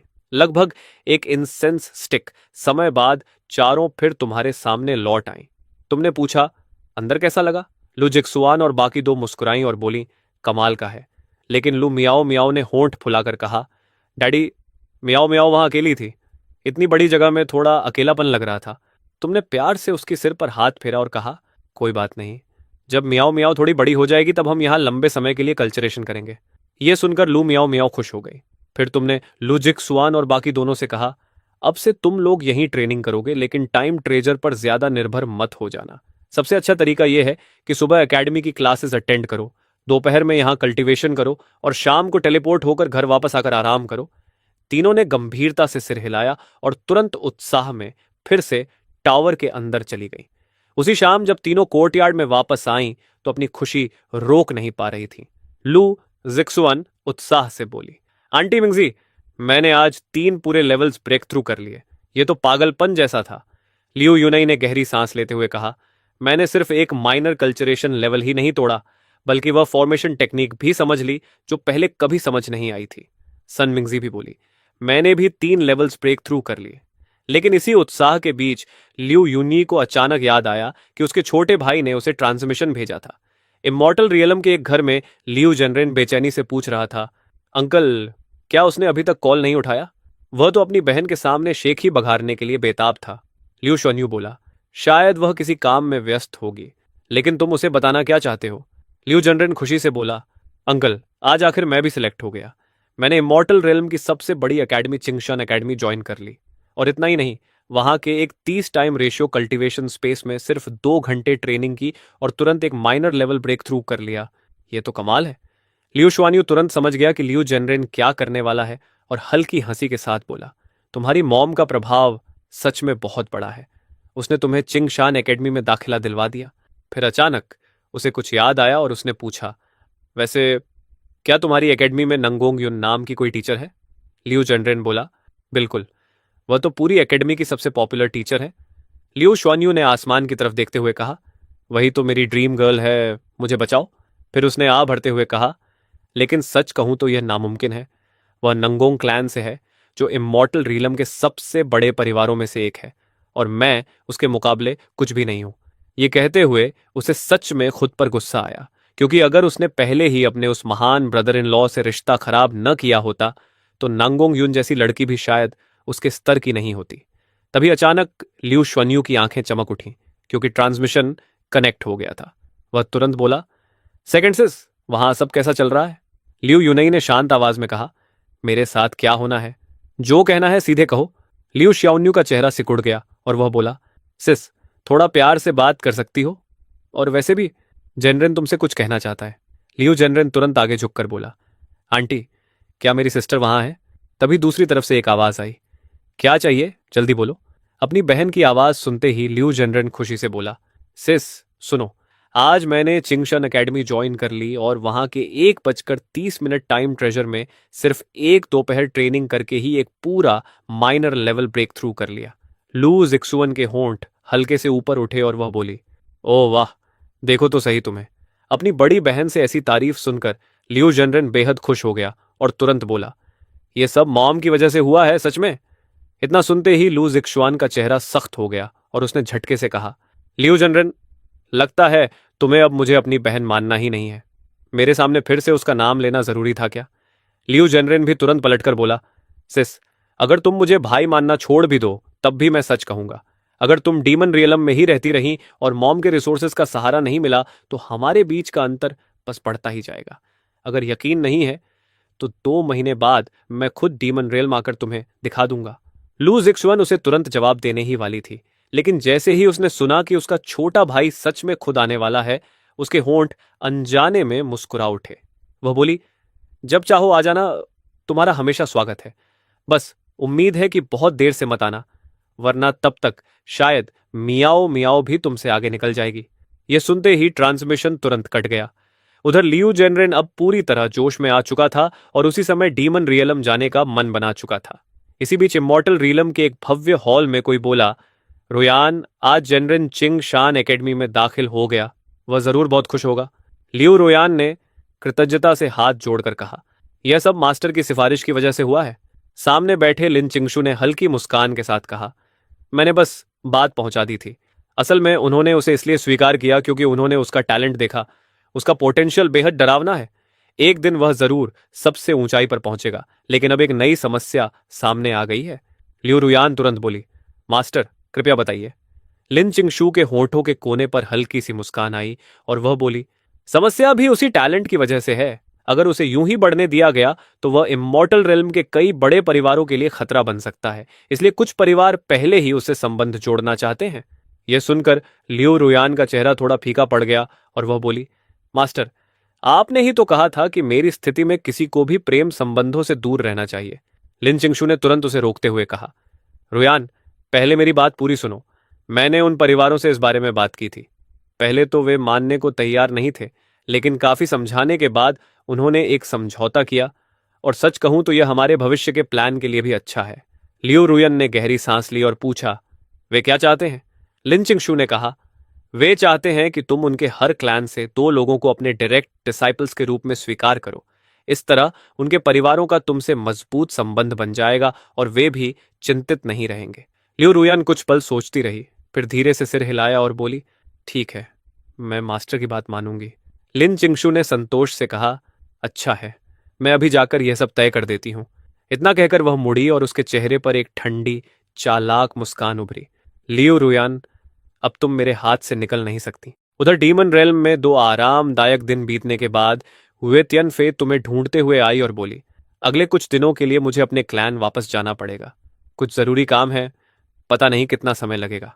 यह सुनकर तुम्हें अंदर से हल्की सी अजीब सी भावना महसूस हुई, क्योंकि पहले अगर वह जाती तो तुम्हें राहत मिलती। तुमने बस इतना कहा, ठीक है, लेकिन काम खत्म करके जल्दी वापस आना। यह सुनते ही शू तियानफई के गाल हल्के से गुलाबी हो गए, क्योंकि उसे लगा कि आखिरकार उसकी कोशिशों को तुम्हारी तरफ से थोड़ा स्वीकार मिला है। फिर तुमने कहा, और जाने से पहले मियाओ मियाओ से जरूर मिल लेना। इन दिनों जब वह घर लौटती है तो सबसे पहले तुम्हें ढूंढती है, मुझे नहीं।